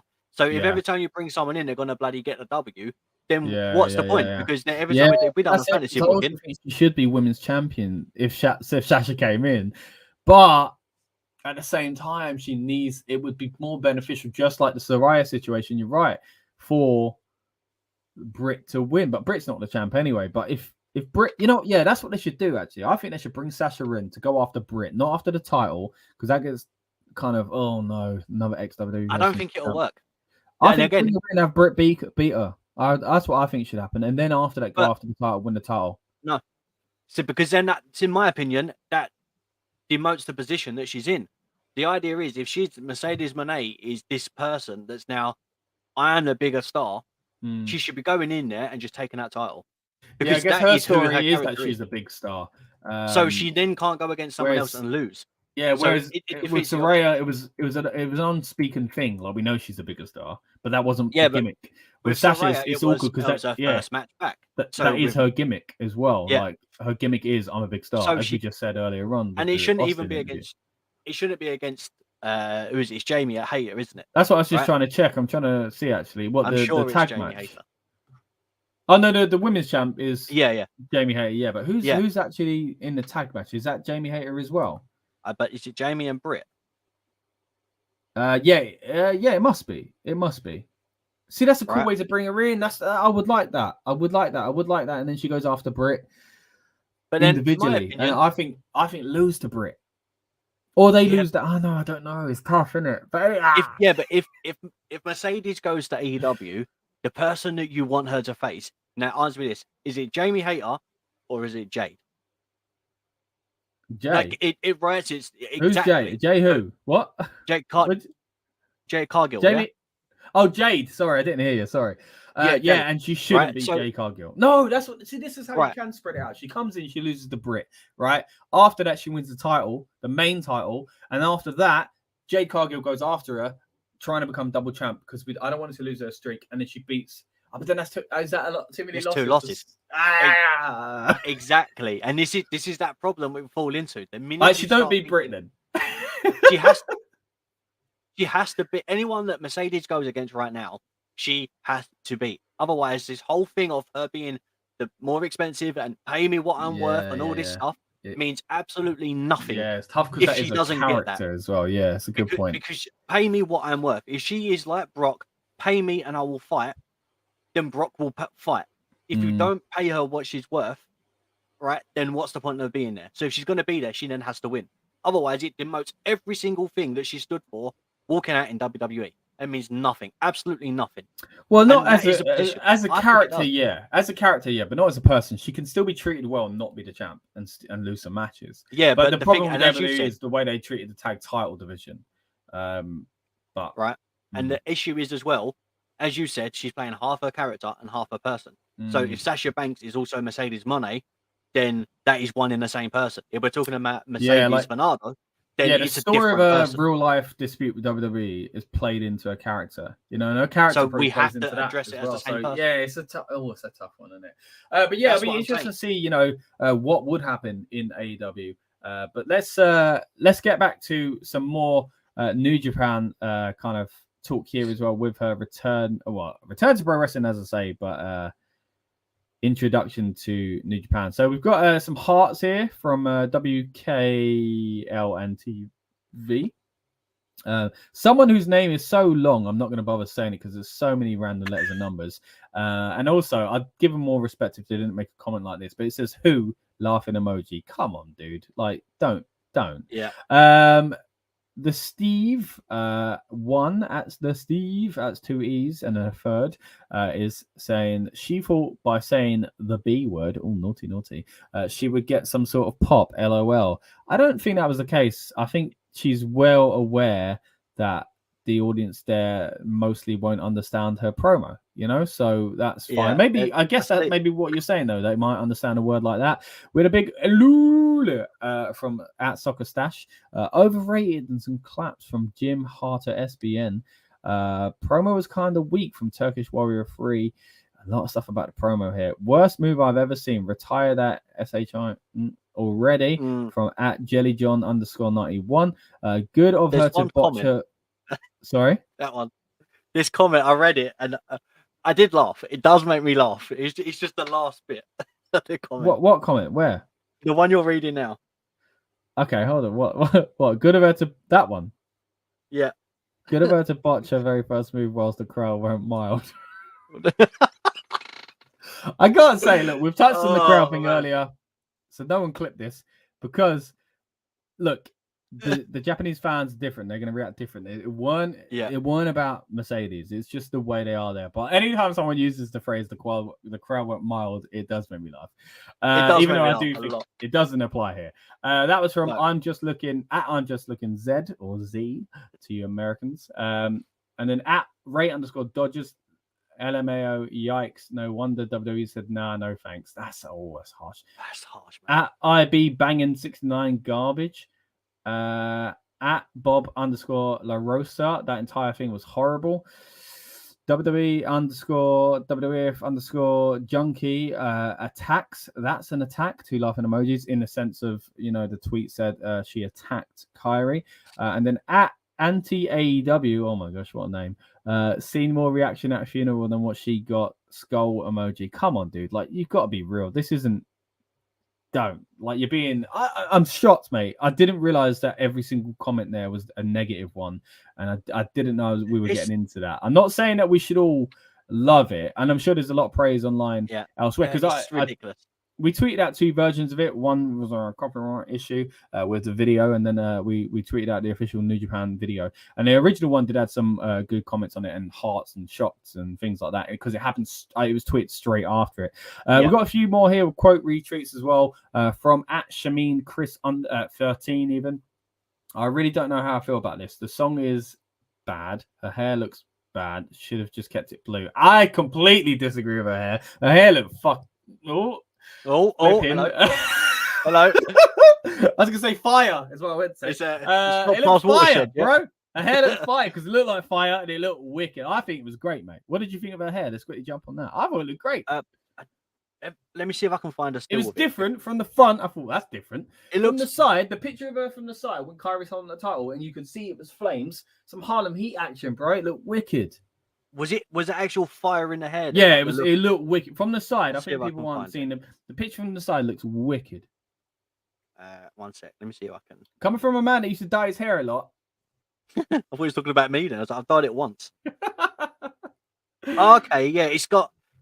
Do you know what? It gives me Cardi B vibes. Cardi B vibes. Okay, didn't expect to say that, but yeah, okay. Let me see if I get a good picture up here. I want to see. I found a fantastic one. Hang on, I want to get one up that isn't going to be. It's not going to not fit basically. But yeah, hang on.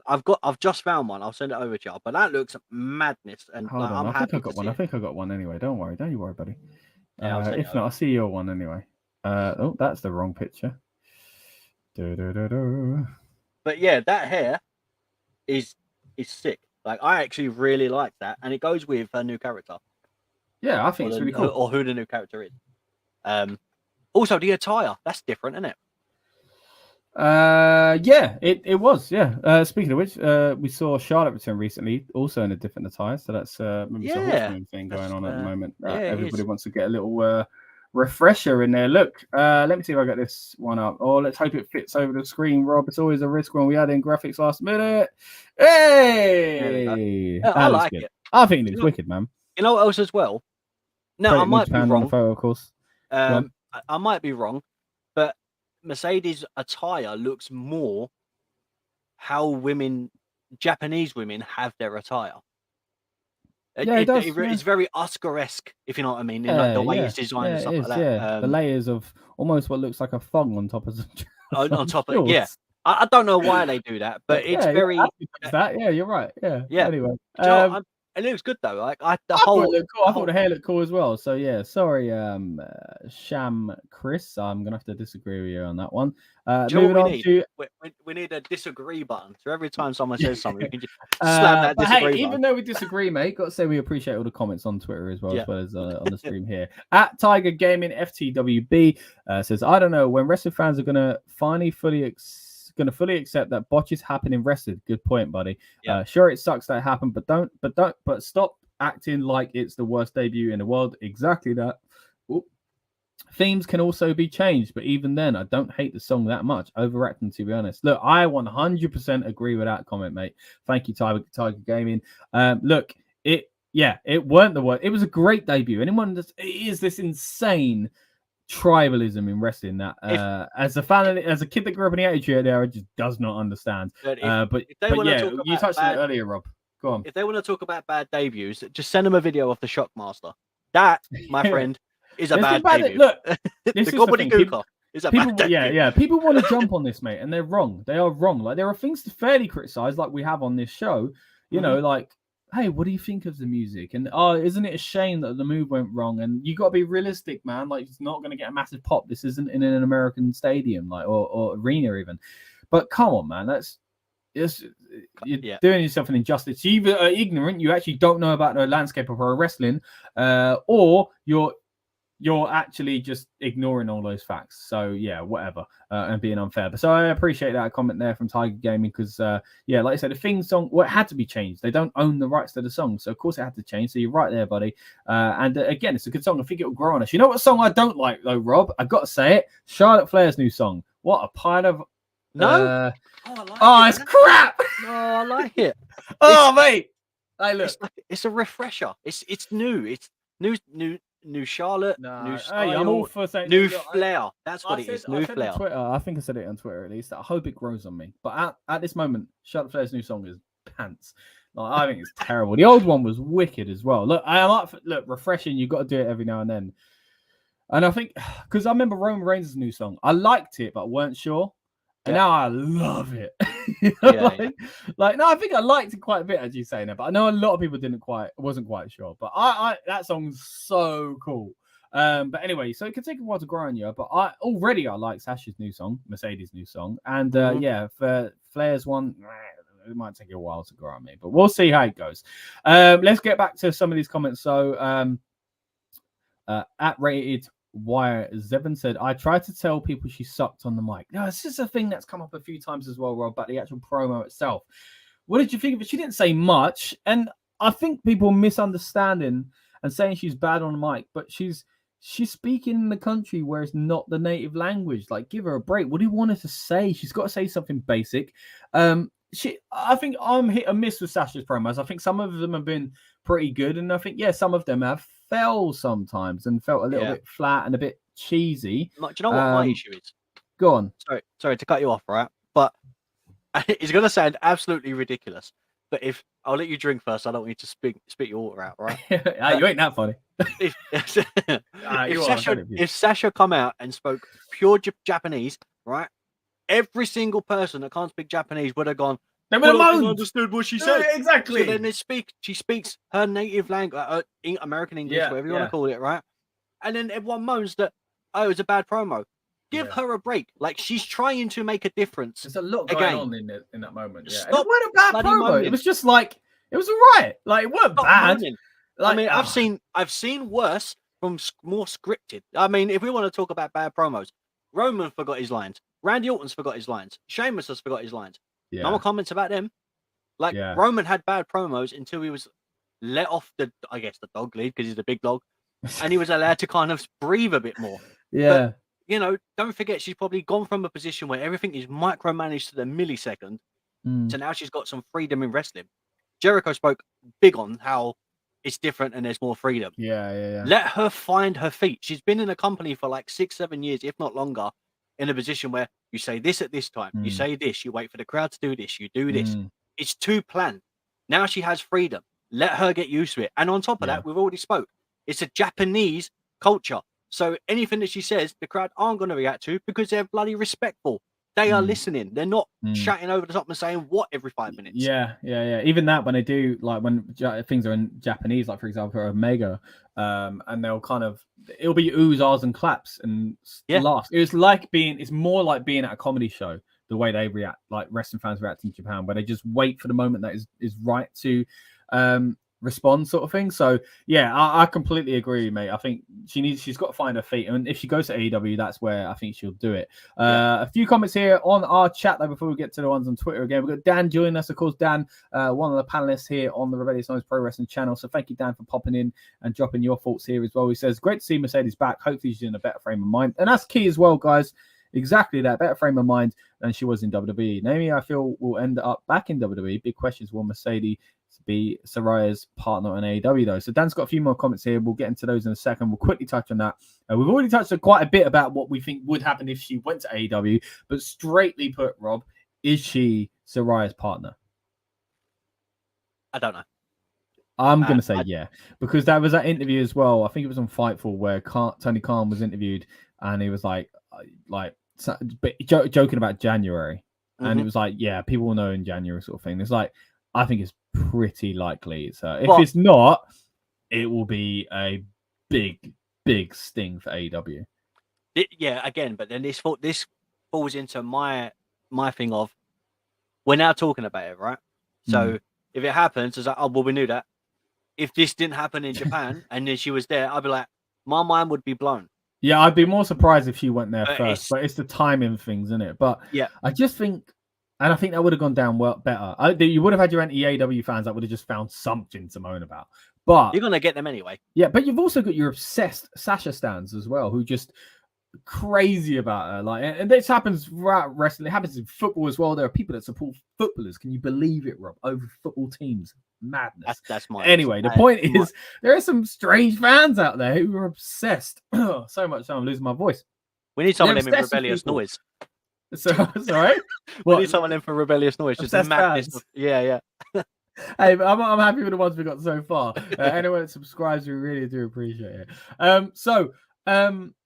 Yeah, I think it will be her, and because I think it's crazy if it's not. Like, I don't know who else it could be to be big. Lita. It could be Lita, because there were rumors about Lita going there before, and then she got offered WWE stuff. If it's not Lita, and it's not another big star, it's not a legend or a current big star, they're kind of screwed, man. Like, it needs to be one of those two things. And even if it was like someone that you'd consider a legend, but not on the same par as Lita, like a Victoria, who we've said many times on this channel, one of our favorites.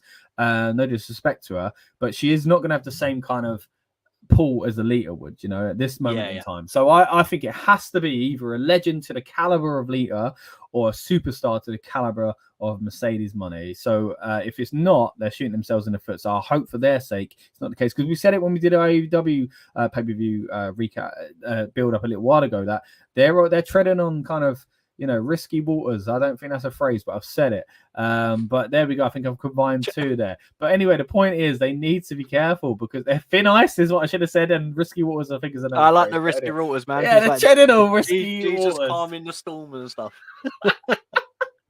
But the point is, it needs to be someone big, man. And you're not sure, but I think it has to be. So I mean, if it is, again, they have to win. If they lose, Saraya's lost twice, and on her debut, Mercedes loses. That's not a good look, bro. No, Saraya won.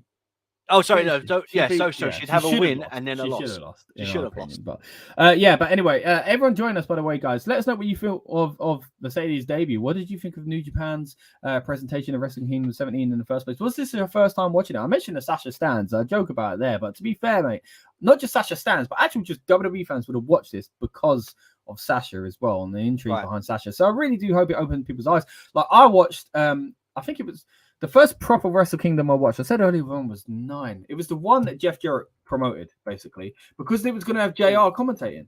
So what one was it? And I was like, that'll get me into. I've said earlier, I wanted to even learn Japanese, like to watch it. It was Wrestle Kingdom 9. That's the one I first properly watched as a full show. So yeah, these things are great. They bring new fans in, and I was hooked. Again, before we wrap up, I'll talk about my thoughts about trying to get myself back into New Japan again, because I did fall away from it just a little bit. But yeah, let's talk a little bit more about Mercedes Moné. But again, let us know in the comments whether it's on demand that you're watching or you join us live. And again, we've been here for an hour and a half already, guys, so we've dug deep in this. If you are watching us live, please go back and watch the beginning as well, because we've already kind of touched on a lot of things already. But any comments we do get, we'll try and touch on as well. But let's go back to those comments from Dan, and then after that we'll hop back to our comments on Twitter as well. He says he agrees with me that Charlotte Flair's new theme song is awful. That's 2-1, Rob. You're outnumbered. I disagree. Yeah, I would ask Lucas, but Lucas, I'll just get the popcorn ready for him to rant about it. Here we go. Dan's also said, I don't necessarily think she's bad on the mic. Just the delivery sometimes is awful. Like how she says things was the same in WWE. Very whiny. Okay, I get your point. I get your point now. But I think it's tough because it's a character, isn't it? Like, but this again, it kind of falls back into what I was saying with. You have a specific way to deliver a promo. This is how you're going to deliver this promo. So, like, if we done a Rebellious Noise thing all this time, and then all of a sudden there was like, oh, like you went on to give me a whole and I was like, no, you need to speak like this. You have to say these specific things, bro. You'd be like, okay, I need to, and then you're overthinking, and then that's how you under deliver. Gotcha. So it's the same. It's the same thing, which is why I'm saying let her have time to breathe. This is probably the first time she's had an open mic. They probably said to her, these are the things that you need to hit. As long as you say that, anything else is fine. Yeah. So as long as she hits them bullet points, I think she was okay. But this is the first time she's probably had been in a position where the mic's yours. Just say what you want. And especially in Japan, because not only that, like I'm sure there are people that work in the office that speak English, right? And as I hope so. Grasp on it, right? I'm sure, right? But what I'm saying is, over the years, like I said earlier, Anderson and Gallows used to make jokes, and the Bucks as well, about how they got away with saying whatever they wanted on TV because nobody cared. Like it was on TV and they were dropping F-bombs and stuff like that, you know. So it was they got away with it basically, you know. So it's not like there's a chance to be like micromanaged in the same way. Even if there were promo kind of micromanagement, it would be even more so in Japanese than it would be in English. They'd only be able to really give pointers and stuff. But anyway, interesting point there nonetheless about her promo work. Let's get back to a few more comments, guys, on the Twitter machine. We've got at Brandon Honecker 1, awful, didn't live up to the hype. I think you guys are wrong. I think you're missing what did she need to do to live up to the hype? Come out with the name Sasha Banks? Come out with Snoop Dogg behind her? Like, what does she need to do? Like, hit the bank statement? Me and Rob said that probably should have been done. But what did she need to do? I think she had a wicked promo package. I think she was delivered as a freaking star. Like, what more did she need to do? What would have lived up to the hype? It'd be interesting to know. Go on. Look, again, this falls into this is why I love and hate wrestling fans, because you can have such a great conversation with, like, we've had a conversation now for an hour and a half just talking about New Japan, which we don't know the biggest amount of. We know enough to be able to do a podcast, but if you ask me who was in Wrestle Kingdom 8, I couldn't tell you. Like, I started watching it from 10. But that's it, mate. Like, don't speak on something you have no idea about, and if you do, preface it with that and say, look, man, I'm not that familiar with it, but from what I gather from an outsider's point of view, and that's what we like doing this podcast. I hate when people say stuff like, have you heard such and such happen backstage, or it's supposed to happen? Like, we need to look. I'm sure we've fallen victim to doing it ourselves at times, but we try our best to be like, look, hey, look, I don't know this person personally, so but as an outsider, or I don't know what a booking decision would have been, or if this is true about money, or this, you know. But if you're not even going to do that on like to realize that Japanese wrestling might have a different culture to the wrestling that you're used to, then my goodness, buddy, you need to be educated in the world. Because trust me, exactly. you ain't gonna be able to get McDonald's everywhere you think you can as well. Biggest brand in the world maybe is fast food, but you ain't getting burgers every 2 shops in Japan. You know, you might be. There's so much ignorance in the world these days because of how global the internet has made us amazing. We've been able to learn different cultures and things like that without going places. Has been fantastic, but it's also bred or shown at least a lot of the ignorance that is still in this world about people just not know. Like, it's okay to be ignorant, like, but don't act confident and cocky with it, bro. Like, you don't know what you're talking about. They do it because it's like someone says something, like that person was like, "Oh, it didn't deliver," or "It didn't hit," and it fits their agenda as well, man. Like, you don't want it to do well. So what would she have done to make it hit for you? Because whatever it made it hit for you, then wouldn't have hit for me. Like, you're not going to satisfy everyone. That it's not going to be 100% will go, oh, well, I agree with that. What could she do? Like, what could she have Nothing. done, She couldn't do anything. I mean, other than her come out with a Sasha Banks song, literally just come out of Sasha Banks in New Japan. That would have been the only thing when people would have gone, oh, boy, Sasha Banks. Then you would have had a minority of a small amount going, but what was same the old point? thing. Yeah, exactly. Sasha Banks. It would have been a chance to reinvent yourself. Yeah. You can't win. What do you want? Like, and this is what winds me up. As I said, I love and hate wrestling fans for that reason, because you have a group of them that can have a great discussion. That dudes from Give Me a Hole, come on.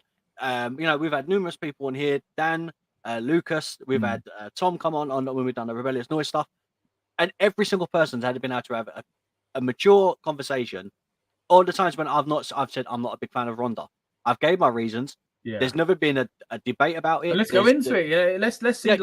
Why not? And I'll explain it. But then the minute you say someone goes, "Oh, I don't like this," that's it. It's be all or end all. I don't like it. Yeah, like straight up being like you're not being truthful. Man.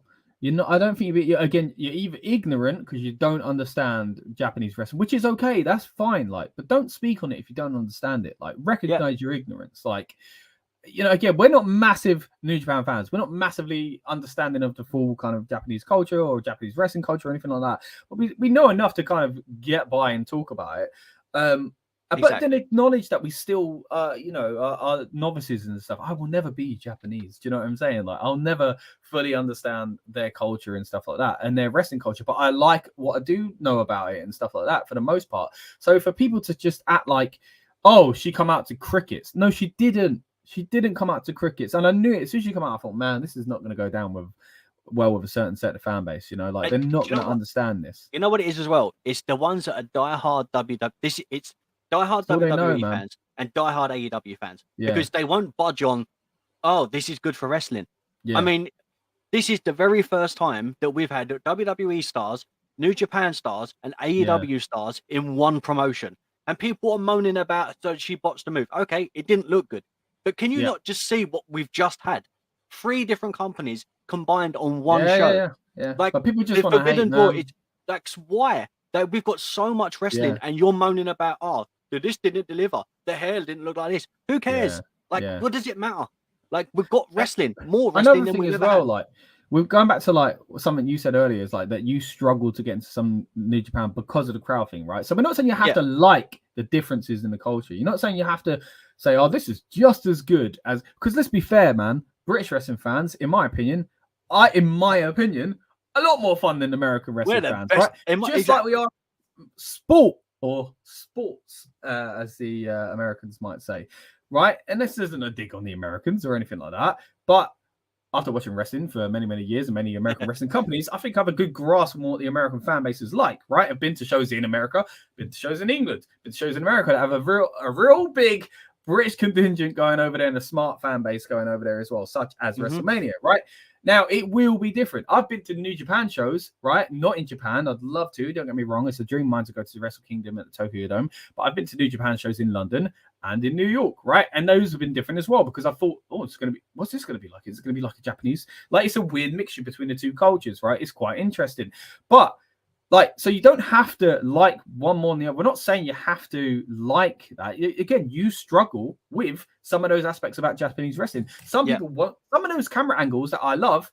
I wouldn't want to see in WWE. I think it works better in AEW. It works better in New Japan. Some of them I think look really hokey. I said about earlier the production fee. Some people are going to go into that because the standard they know in WWE and just be like, can't watch it. Music sounds crap. It's like you can be against the way the music goes, but you got to understand, not everyone's going to do it the same way, buddy. You know, it's a difference. If everything was the same, we would get bored, and that is the problem. It ain't all about having vanilla ice cream, man. It's about having Neapolitan, at least, having a free styles there. Dan again says, to think the whole hype was her returning to wrestling, regardless which company it was for. It's the return of Mercedes Moné in a healthy state. That's the biggest thing. Exactly that, Dan. I completely agree, mate. Exactly. Like, but some people just look. Hey, maybe we're just getting not happy, and we are, again, and we're being like, hey, you're a bit worldly. Maybe if I was 19 years old, I'd be going, this sucks. I don't know, man. But I personally think there wasn't much more she could do. I thought it was fantastic. There were things to kind of pick at, small things, but doesn't mean it was awful. Do you know what I mean? Like we said, yeah. The botched move was unfortunate. If I personally would have gone with a more safer move and a better way to debut that move. I'm not saying safer as in it could have hurt anyone, but safer, better as in it will pull off smoothly. Do you know what I mean? Yeah. But music's different. Going to take a while to get used to, but it's a fact. She can't use her old music. Let's go back to some more of these comments. So we're going to get to a few more negative ones. At WWE, I'm here to buzz them all. Don't worry. Uses when she came, the crowd said, and then it's a picture of Roman Reigns looking like he's sleeping. Look, again, we don't all have to agree on things, guys, and I appreciate everyone that's replied, but you're wrong. The point is that, like, understand why the crowd was silent, friend. Like, understand, like, to watch the rest of the show, you might see that's how they just are. Anyway, point. We've said that a lot. At SM Rock 10, after months, Sasha don't need WWE. WWE needs Sasha. There we go, a more positive side of it. And this is the thing, mate. We're gonna have two sides of it. We're gonna have obsessive Sasha stance. Not saying this guy is. I'm just saying you're gonna have that extreme to the extreme of I hate everything that's not WWE. And I didn't like Sasha anyway type thing, or I liked her and she's burnt me. I can't believe she's not my favorite show anymore, so now I hate her. Talking about football earlier, that's how I felt when Van Persie went to Man United. I can't think that way when my favorite wrestler is WWE. That's not the way I think when it comes to wrestling, guys. It ain't sport. It's sports entertainment and you like your certain wrestlers, but mate, you can like all these different wrestling companies. It's okay to just like and not like. You can't be an Arsenal fan and then like Tottenham. It doesn't work. Yeah, you can't do that, but you can do it with AEW, New Japan, WWE, Progress Wrestling. Exactly. You can do what you like when it comes to pro wrestling. You don't have to tie yourself down to one. Not saying that this person said it. This person definitely hasn't said it because they're on Sasha's side, but maybe they are against WWE. I don't know. But the point is, they are right in the sense that WWE kind of probably looking at this thinking, you know what, man.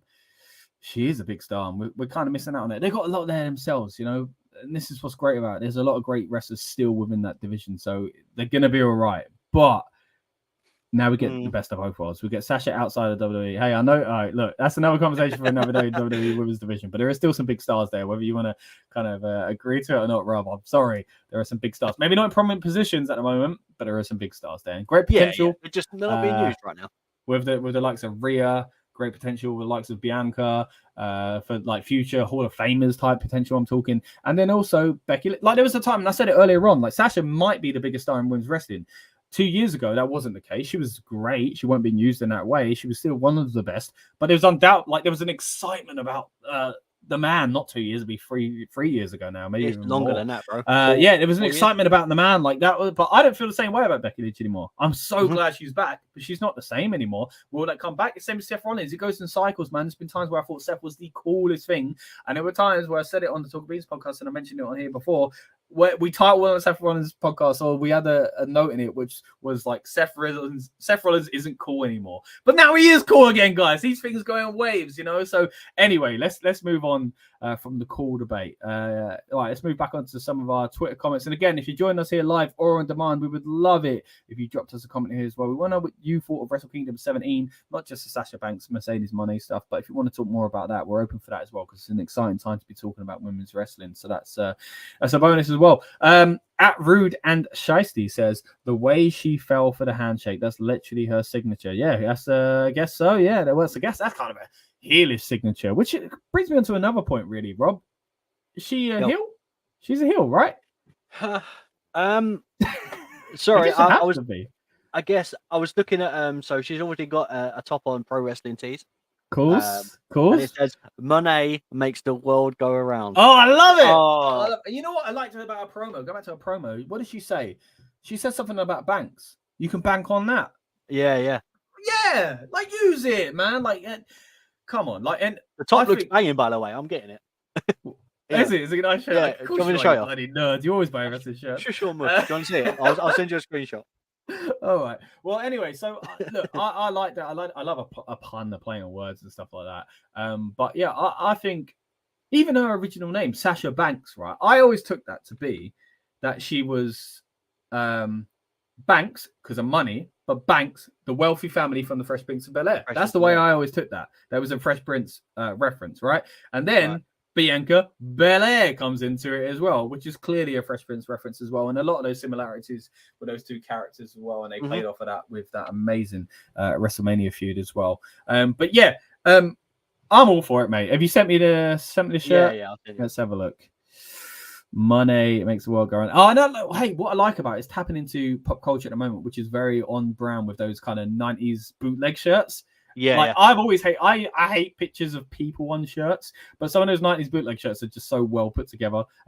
Supposed to be 90s bootleg shirts. If you do want to get them weird looking bootleg shirts, RN Shop sells great ones. We should start making some classic 90s bootleg shirts saying that. All right, now I'm just going to double check, see if we've got any more comments here on Twitter before I wrap up with that thread there. I don't think we do. Someone says, Chris Bell says, the applause can only be described as smattering laughing emoji. Bro, you don't get it. That's just the way they are. Oh, gosh. Look, I'm not trying to be like, ha, you ignorant. You should know everything about Japanese culture and Japanese pro wrestling. It's not what we're saying. But if you're willing to make a point like that, sure. Look, if you're watching that, if I was watching that as an outsider who would never watch Japanese wrestling, I'd be like, that was really weird. So I'd look into it. I'd wait to comment on it. I'd go, that's strange, man. Like, I don't think I'd ever see that and go, oh, that seems normal. They must just hate her. Like, the only way I'd think that is I'd think it hasn't translated well, that Japanese fans actually don't care about her. That's what I would. That was the only. But I wouldn't think that now because the world is so global and these wrestling fans know everything. And this is their big. This is their smart fan event as well. This is their WrestleMania. This is where they're big. They will know everything. The fans there will know Sasha Banks, even if it was 15 years ago and the internet hadn't bridged us the same way as it does now. Not that the internet wasn't a thing, but you know what I'm saying. It was more tape trading still 20 years ago, whatever else. It would have been a smaller group and a smaller sample size that know a star like that. But they know who she is, so you like. It's not like that either. I think if you are, and this is a bold statement, right? But if you are going to get, if you want that big, like ceiling raising pop, then if you was in New Japan and let's say, for example, The Rock, Stone Cold, John Cena, Hulk Hogan, Triple H, Undertaker, if any of those people come out, because they've been there for so long, no matter how calm and respectful they are, if The Rock walked out into the Wrestle Kingdom, they would lose their damn minds. Like, but they would be, which is an excitement. It'd still be within the same way that they do it, though. It would be louder than Sasha Banks. I think it would be a lot louder. Yeah, it would be louder, but it would not be the same as WWE. It wouldn't be anything like it. It would probably be more akin to a babyface coming out on Raw, like an average babyface that comes out every week on Raw. Like, who are we talking? I don't know, like Ricochet. Yeah, like it'd be like Ricochet coming out on Raw, which that's not a downplay on Ricochet. That's not a downplay on Mercedes, on Japanese fan culture or anything like that. That's just the way it is, right? That's what it'd be like if The Rock came out at Wrestle Kingdom, because they treat it differently. You know, they patiently wait for things. You get the more kind of oohs and ahs and pops and cheers within the match on big spots, and we saw a lot of that here as well. The Ospreay match again against Omega, fantastic. Bout between the two of those, and the V triggers and there was a great scene where he does 2 V triggers, and they played the role really well with Ospreay, that he was kind of like just a fighter and a survivor and stuff like that. I thought it was really well done. Really surprised he didn't win it. Still thought it was a passing of the torch, but as a kind of outsider pro wrestler, being the big dog in Japan. But hey, I think the only way the pass of the torch would have worked, and I may be wrong here, right? But is if Ospreay had won the title. Like, and he was already champ. You know, it was more about And I think that was the only way that it would have been. I still thought they could have done it though. I still thought they could have been like, you know, the title's on the line, but it's not about winning the title. It's about winning respect, and that's what I thought it was going to be. And it wasn't that, but again, it was still a good match, and that leads into more intrigue and excitement. What's going on next? Are we going to see that title defended in AEW now? Is Omega going to face Ospreay again over there? Is Forbidden Door going to be happening within the next few months? You know, I think the thing is for me though is if it was built on that idea of respect me, like I am here, respect me, I would get it. But the fact that Ospreay cut that promo beforehand, and he was just swearing and trying to play this hard man guy, and but it was still kind of. But it wasn't a case of like, let me tell you about how I carried the company while you went away. Like it was still kind of like that. So but it just I don't think it hit the mark to get the respect. To get it in an angle, I want the respect. Make it clear. Yeah, then it needed to be more clear on. I've done all this, and you don't respect me. I come to AEW, you don't respect me. I want respect. Yeah, like actually outwardly calling it. Yeah, if he literally classed it, and that is all he wants from the match, then I think great, that would have been fantastic. But the fact that he didn't, and he was like, "I done this," and he knew someone that died from COVID, and I get bringing real life personal stuff into wrestling. Is either a hit or miss. He put the fire into his promo. Don't get me wrong. And the promo was great. But you know what? I got out of that. Ricochet Will Ospreay, he knows how to swear. That was all I took from that. Like he knows. But again, I think that comes into what we said earlier on about in Japan you can get away with that sort of stuff. So but that's not the be all and end all of cutting a promo. Yeah, but that's why again going back to like what I said as well, like about my thoughts on Ospreay of like it's hard when especially when he's playing a heel to not just go muggy twat I've seen in school or down the market or do you know what I mean? Like it's very similar to that, but that is different because other people aren't exposed to that. It must be the same when you see, like, I must see a certain like someone acting like a cowboy and think, oh, that's pretty cool and authentic, and then like everyone else going, oh, they always do the same accent, or like it's me. Well, when I see people do like a Cockney accent or something like that, or like talk about the East End, it's cliche. It's the same stuff all the time. Oh, you're it. No one says that. No one says that. I say it as a joke, but like no, like, when people do like let me see people talk about accents online. They say the same old stuff. It's like a Guy Ritchie movie or something like that. It's just like, come on, like it's a bit cheesy. And I'm sure people from Brooklyn feel the same way when they hear certain accents, Brooklyn impressions. And I'm sitting there going, seems pretty legit to me. So I think that's where it kind of just falls short for me. Like I recognize in what he's doing, bad people, not bad people, but like real life heels, basically. Is what I see, and that probably works when he's playing a heel. But if he's playing a babyface, it's hard to then just move over and do that. But I just think he's never been one for cutting promos. He's always been one for showing what he can do in the ring, the athleticism of wrestling in the ring. Like, you're going to style is changing though. His style is changing in the ring as well. What he done, let's say 4 years ago against the Ricochet when they broke the ropes. Yeah. To now, yes, it's different. However, to be that next step, you need. I mean, I'm not a wrestler, all right, and this is from an outside perspective. But I don't want to see my heavyweight champion doing that stuff. Do you know what I mean? Like, if you're carrying a company, Seth does a Phoenix Splash, right? And I get it. Yeah, okay, I get what you're saying. I want to see him done a shooting star press. I think Rock done a shooting star press, and it didn't look good. Yeah, he can do it. Special. Great. But pull it out. I think once you get to the upper echelon and you're a heavier guy, for the heavyweight title, you do have to change up a bit. I think if you went to WWE, all these things would be fine tuned, and I think you'd become a better. But it'd be watered down a lot, right? Yeah. But then it would mean that if he left WWE and he went back to New Japan or AEW, he'd be the total package. Because I think if he went to AEW now, it'd be the same thing. Sometimes you need those restraints. But he probably knows that. He knows it's a different style, and all that kind of thing. Yeah. So. I don't know. That's my thing on Ricochet. I keep saying Ricochet. I'm so used to them being together. Like with Will Ospreay, it's you're either what do you want to put it? Like a lightweight guy. You're not a cruiser, so you're like a middle guy. So you're like the mid card guy, right? So you can either be like that and fall under that category of Kofi Kingston, Ricochet, Xavier Woods, and all that, right? You can do that stuff, or you can be and do more cruiserweight stuff like Rey Mysterio.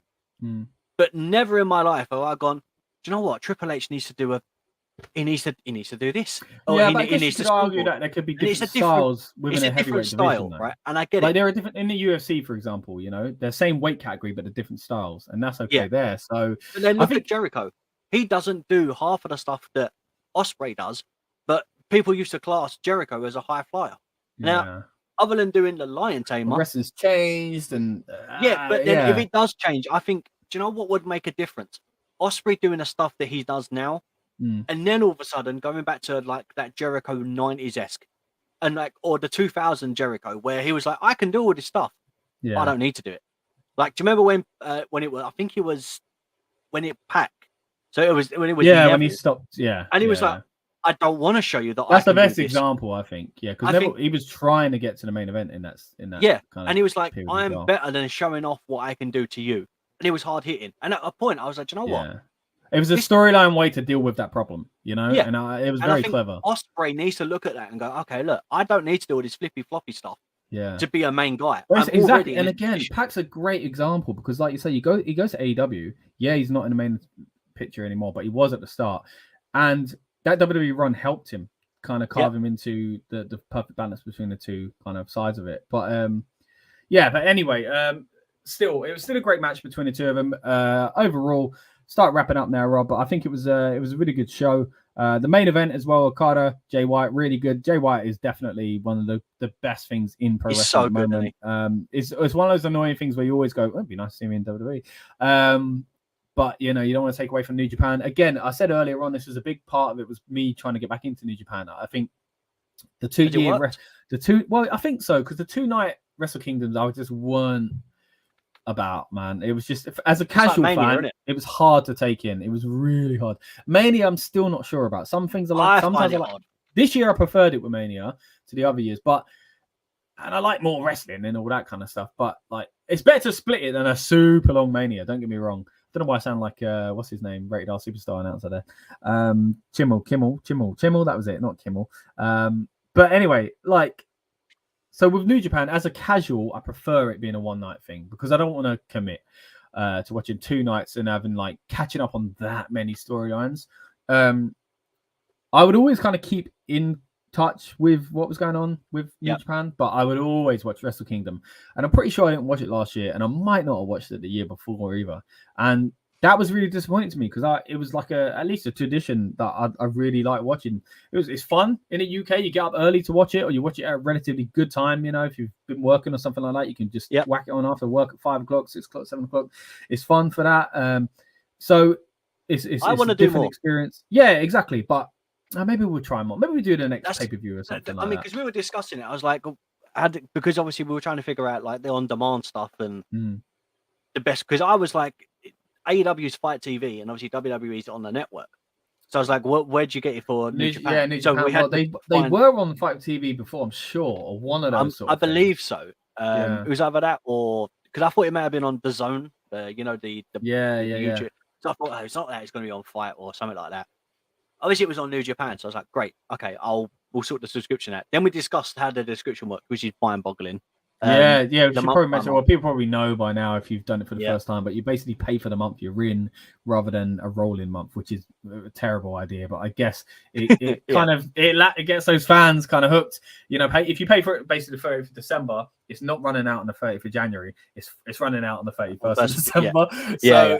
Like that's the last day you'll be able to use it, which is a shame. And it probably does damage them, but at the same time, they probably get a lot of money from people that don't realize that, and then who have to buy again in January. But if they don't realize that, they're casual fans, and do you really want to annoy the people that are trying to get to know your product? I don't know. Exactly. I'll tell you what, though, watching it and then discussing it, I'm like, do you know what? I feel like we have to now do the February one because of Mercedes. You want to carry it on, like we have. Talk about and I think next. That's the good thing, and I think the only thing, as I said, like I appreciate L wrestling, regardless of what it is. Like I like Major League Wrestling, MLW is so good, and it's just quietly doing its thing, same as Impact, right? But all of a sudden, New Japan's become this thing. I was like, I like it, I don't like it, I like it. I would just struggle. For me, I think it's the tournaments when they have them over like the 4 or 5 months, and this amount of points makes this thing. Because I'm new to it, I don't get how that bit works. Yeah, it's hard to keep up, but I'm invested, and especially all the stuff with AEW, and then there was a WWE guy there, and then maybe if Mercedes is still WWE side. We don't know, but with all this stuff happening, if anything, do you know what? It just makes me show like, I love wrestling because we don't know what's going to happen. Yeah. So like, I am worried about the future though, because I do think at the moment it looks like everybody's involved in New Japan. It's the place to be. But is Sasha going to be just a few things here to kind of get her feet wet in Japanese waters? Wrestling is what I was going to say. But then is it and kind of being out there on, I guess, indie scene, I guess, or whatever else she decides to do, or is this, and then is this the end of seeing Anderson? I think it pretty much is. I don't think he's coming back. I guess there were potential for Nakamura to come out, but he didn't. So I don't think this is as kind of like open going forward for New Japan. But I do think they've shown it was a great opportunity to show off what they do have. There's always a risk that someone like Jay White's going to leave and stuff like that. And again, that's I'm always in two minds about that, because I think he's great and he's always like exciting when I wish he comes out of the Rumble. Please come out of the Rumble. Because you've just watched Wrestle Kingdom, you're hyped up. Same thing used to happen every year for Kenny Omega as well. Yeah, like, he's going to be at the Rumble. He better be at the Rumble because I'd love to see him. But then it wasn't the right climate for him, so AEW worked out anyway. So yeah, it's. I want it to work out for New Japan. I am still quite concerned. I'm still quite concerned about AEW as well. This is how much I wasn't into New Japan. For someone that was trying to get into it every now and then, at least watch casually and stuff like that, that I didn't watch Forbidden Door. And I was so shocked because that was like a dream of mine to watch a show like that. And when it came about, look, don't get me wrong, the card went all over the place. I hadn't kept up with that much. And a lot of the names that I was like, whoa, like, I know that guy. I've seen him plenty of times at Wrestle Kingdom. Like, and I can't wait to see him on this stage with this guy. A lot of these things messed up because of injuries and things like that. So, like, fair play. And then got replaced by people maybe I weren't as invested with because I hadn't had the last 2-3 years of watching New Japan as much as I like, because Wrestle Kingdom was my big chance and they kind of put me off of how long it was and stuff like that. So, hopefully this is a good kind of thing to go forward. Like, because now, if you said to me Forbidden Door was happening in 3 months, because I've seen Wrestle Kingdom, even if it didn't have like Tanahashi on it, and who else could you have? Even Okada. Okada, people like that. But you had some of the other guys, I'd be like, oh, okay, yeah, I feel like I might watch it still, So, because of that, hopefully this is a good kind of stepping stone to get back into New Japan for me. But yeah, I agree. I think for me though, again, I feel like I'm not like I feel like I'm lost in this era. I'm not stuck in a bubble, but a part of me still thinks that she's still signed to WWE as Sasha, because can't let it go, man. Because for me, booking wise, from a company standpoint, right? Imagine if it was a Rebellious Noise thing, right? And you was like, look, we're gonna let you go over here. You're gonna take your name, do whatever you're gonna do, but you're still signed. You're still on our books. Okay, you're gonna do your thing. You're gonna return at Royal Rumble, right? At Rumble, when you return, Kairi's gonna appear, and then you're gonna get thrown out. Bang! Now we build for this, and then imagine if all of a sudden it was SummerSlam, and there's a match between them two at SummerSlam. They get their thing in Japan, and then they get their thing at SummerSlam. It's that balance to between. Me, that makes sense. That's from a business standpoint. I'm like, well, you have to spend money to make money, and this is a speculate to accumulate. It's that exact same thing as why she won't use her name in her old theme, because WWE could see it as like, yeah, that promotes us, but at the same time, it gives you something that's not even yours anymore. So, like, I mean, if you say, like, for example, if you bring Kairi in, right, they could do that match out of the two of them at WrestleMania. Fans would love it. WWE would benefit from it. But you know what else would happen? New Japan would benefit more when she goes back to New Japan. Like, not just because I think that would be the same if they could potentially do that. I think Kairi, by all accounts, liked her time in WWE, just really wanted to be back in Japan, So, like, she went on good terms. They let her go. It was fine because they let her go early, didn't they? I think it was. So, so this is a perfect example of a great feud that I could see where both of them could work out. Literally doing it between two companies, or maybe a third, but I don't think WWE would like the AEW influence there. But they could do that. There is a world where that could happen. But at the same time, there's still that thing of, but eventually Kairi goes back there and we've just built a bigger star. I mean, maybe a bit different Kairi because she's been in WWE before. But if she hadn't, for example, let's say it was Jay White, right? Let's go to the men. Jay White comes in to face Seth Rollins at WrestleMania. Yeah, and then he goes back. But he goes back after that. What if WWE just done? They built a star. Right, you could argue he would be a bigger star in WWE. There's no two ways about it. New Japan is massive. Jay White's huge. It's fantastic. WWE would make you even bigger, right? No two ways about it, right? So he has this incredible match with Seth Rollins. Then after that, he hasn't signed to stay with WWE. He might come back there and sow the seeds for the future. They've made a big payday out of him now. They've got maybe some extra fans that will come over and watch from Japan. But let's be real, mate. Most of the people that would tune into WrestleMania for Jay White would already be tuning into WrestleMania anyway. So you can only make a margin more at the moment. I'm not saying he's not a massive star within his own realm and everything like that. But at the moment, you might get some lapsed WWE fans who are strictly New Japan fans. But compared to the fan base they already have, it's puddles in a I guess if it was the men in this situation, I think okay, more people would be invested. So he goes back there at bigger stars, what I'm saying, and New Japan benefit from that, not WWE. But then they need to carry on that thing, otherwise it falls flat. So that's then up to New Japan to make that different. And I don't think some companies can do that. But I think what I'm saying is WWE would be like, we just made you a star. What do we get? Yeah, I know what you're saying, but they get the payday from the match and the Mania. Because even if it's only in the grand scheme of things, it's not as big as the amount of fans that will go, who's this guy? He's not even wrestling anymore. Where's he wrestle? I'm gonna watch that. Like you're literally giving the opportunity for people to leave your company if they're already not too sure about this anyway. Like there's so many risks in working with another wrestling company, and that's why it's not done that often. Yeah, I mean, I get it. Like I know what you're saying, but from a standpoint, you have to think, surely that makes sense. Well, this is why you find that balance, isn't it? This is why Triple H keeps saying if it's right. I think Vince was way on that other side of the scale. I think you're on a very optimistic side, and I think Triple H is somewhere in the middle, but closer to Vince's side than yours, but still closer to you than Vince ever was. You know what I mean? Not to just you, the fans. You know, the fans that want it. I want it as well. I'm just trying to be a bit more, I guess, realistic business-wise with it. I think they wouldn't go with it, but I think Triple H is more likely to do it, and I think we will get some interesting things. I think, like I said, Great Muta showing up at the Royal Rumble. I think that would be cool. I think even if I think eventually he's someone that would go in the WWE Hall of Fame. You know, so because they've done, I mean, even if they've done a thing for him to, if he appeared at Rumble and it was a build up for him versus Nakamura at Mania, but the night before, they say it was the first night, so the Friday before, I think it's a Friday or Thursday. So that's more likely because he's the Hall of Fame. Because then because he's on a farewell tour at the moment. You know, he faced Nakamura. Exactly. I think it wouldn't happen because he's just faced Nakamura, and I think that's why they did it. Because they probably convinced to say, look, it's a respect thing, and I props to the WWE for allowing that, by the way. A big thing that's come out of it is everyone going, oh, Nakamura is a star, and they haven't used him that way. It was so good when he. Okay, that's another conversation for another day. It's a big reason why I fell in love with New Japan in the first place. So very strange to not see him here. But anyway, it really is a very strange thing. But the overall though, New Japan, it was great. Like for what it was, and I think what's weird is normally you have a superstar either returns or debuts, and it's either a hit or miss. If AJ had returned, it would have been a talking point. But the fact that we have a female debut and the talking point is her is fantastic. But what annoys me is all the talking point is her, and all what people are doing are complaining. Like, I mean, I'm sure there are New Japan fans that probably would look at our thumbnail, look at our title, and go, "Come on, guys! It was 5 minutes on the show. She's a big deal. She's not as big of a deal as. Did you see that main event? Did you see that comment? Look, I get that side of it too, but realistically, in the grand scheme of things, it's a big deal. Like it really is a big deal. And that might be people that are like, maybe even open to Sasha being there, but like more like anti-WWE than the average person might be, or a wrestling fan might be. So like, look, you can argue. Like it's like when someone comes into WWE at WrestleMania and it's a Hollywood star, and sometimes you can't help but feel like, all right, don't give him too much of the limelight, make your money and whatever, but let's not make him the world champ, like that kind of thing. Logan Paul is a perfect example.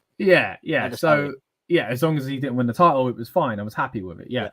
So I can understand that point of view as well, but at the same time, like you say, it's fantastic that either way, a female wrestler has made a big splash. You got to say, this is the biggest moment as far as free agents go from a women's division in the history of pro wrestling. Like that's a big deal, right? It's the big. The only one you can compare it to isn't even that big. And I don't mean to downplay her, but Alundra Blayze and the title thing. The issue with that was the title. I'm sorry, Alundra Blayze going there and trying to kick up their women's division was good. Don't get me wrong, but women's wrestling isn't what it is today. And Alundra Blayze wasn't the star. I'm not saying she wasn't great. She wasn't the star that Sasha. Like Alundra Blayze's big moment is the fact that she did that with her title. She did a great run WWE. Don't get me wrong, but the fact was she's known because of that controversial moment. Sasha Banks is known because, and she's had the opportunity to Sasha over Alundra. Don't get me wrong, but she's known for her work, like wrestling and like her body of work, being the first time to do all these things. And again, that's because she got opportunities that Alundra wasn't afforded, and other generations might not have been afforded as well. But what I'm saying is, either way, no matter what way you paint it, this is the biggest moment in a free agent history. It happens a lot in men's wrestling, you know, like it's happened recently on different scales. We've seen Aleister Black, we've seen Keith Lee, we've seen Adam Cole years back. We saw we see AJ turning it around. We've seen AJ Styles, you know, going back to the WWF. We've seen Chris Jericho, and we've seen the Radicals, and we've seen, you know, other people jump ship and stuff like that. Rick Rude both nights on WCW and WWE. We've seen stuff like that over the years. Lex Luger and stuff like that. But this is the biggest we've ever seen with a woman. And again, you got to take that into account and just appreciate why it is. Those people saying it didn't live up to it, get real, guys. Like, there were some issues with it. The botch was sloppy. It's a shame. It's hardly anyone's fault, I don't think. It would have been safer to go with a more known move. It would have been better to debut that move in the main match. We've talked about this already. But other than that, man, it's exactly what I pictured. And the only other thing that annoyed me is, like I said to you earlier, was the English commentators saying, "Oh, she's in a git," hinting there was going to be a match. Because then I was like, "Oh, there wasn't a match." That was the only thing that I personally could go. It actually kind of disappointed me about that. But but she was wearing heels. Like, the minute I see her wearing heels, I was like, "Well, she ain't fighting." Oh, right. I didn't notice that. Yeah. I was like, she's wearing heels. Look at you, little fashion connoisseur. Well, you have to pay attention to these you things, do, man. Of course. Big man of the heels, it turns out. You dirty man. Oh, wait. It could be professional wrestling heels. Yeah, you could like both. Anyway, point is, it was a great show. Really enjoyed it. It has piqued my interest. It seems like we are both kind of toying around with the idea of doing some more New Japan content. So I like that. If you do want to see more from us, of course, subscribe to this channel, Rebellious Noise Pro Wrestling channel, where we do regularly cover WWE all the time. Cover a little bit of NXT, a little bit of AEW, and maybe in future a little bit of New Japan. If you want to see more of us talking about New Japan, archive shows, for example, we have the Talking Beans podcast, which you can find on Spotify, Apple Podcasts, and SoundCloud, where we covered quite a few Wrestle Kingdom events as well back in the kind of earlier part of the last decade, I think. No, the middle part of the last decade, the late part of that. Anyway, point is, we covered a few Wrestle Kingdoms.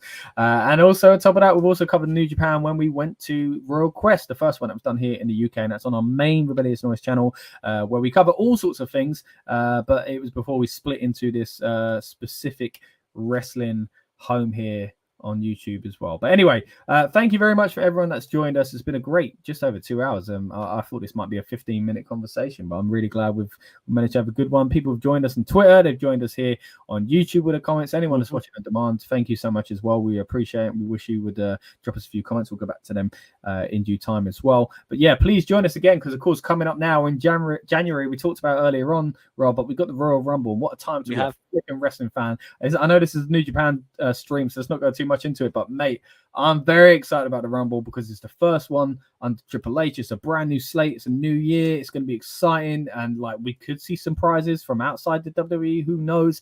Either way, the Rumble was always a fun one anyway, so we'll have plenty of content on here. Of course, we'll have our predictions and preview podcast.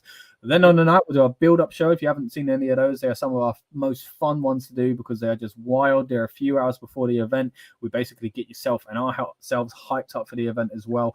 Anything goes. A few drinks, few snacks, and a few laughs along the way. And then after that, of course, we'll have our recap and review for the Royal Rumble as well. But in between all that, we're hoping to do some Royal Rumble watch-alongs. Rob, I'm sure you've got some ideas, but we want the audience to tell us as well which Royal Rumbles they want to do. One of my favorites, for example, is 2000. Sometimes we try and do anniversaries with it, don't we? 10 years ago, 20 years ago. I don't know if 2013 and 2003 were that exciting from what I remember. So.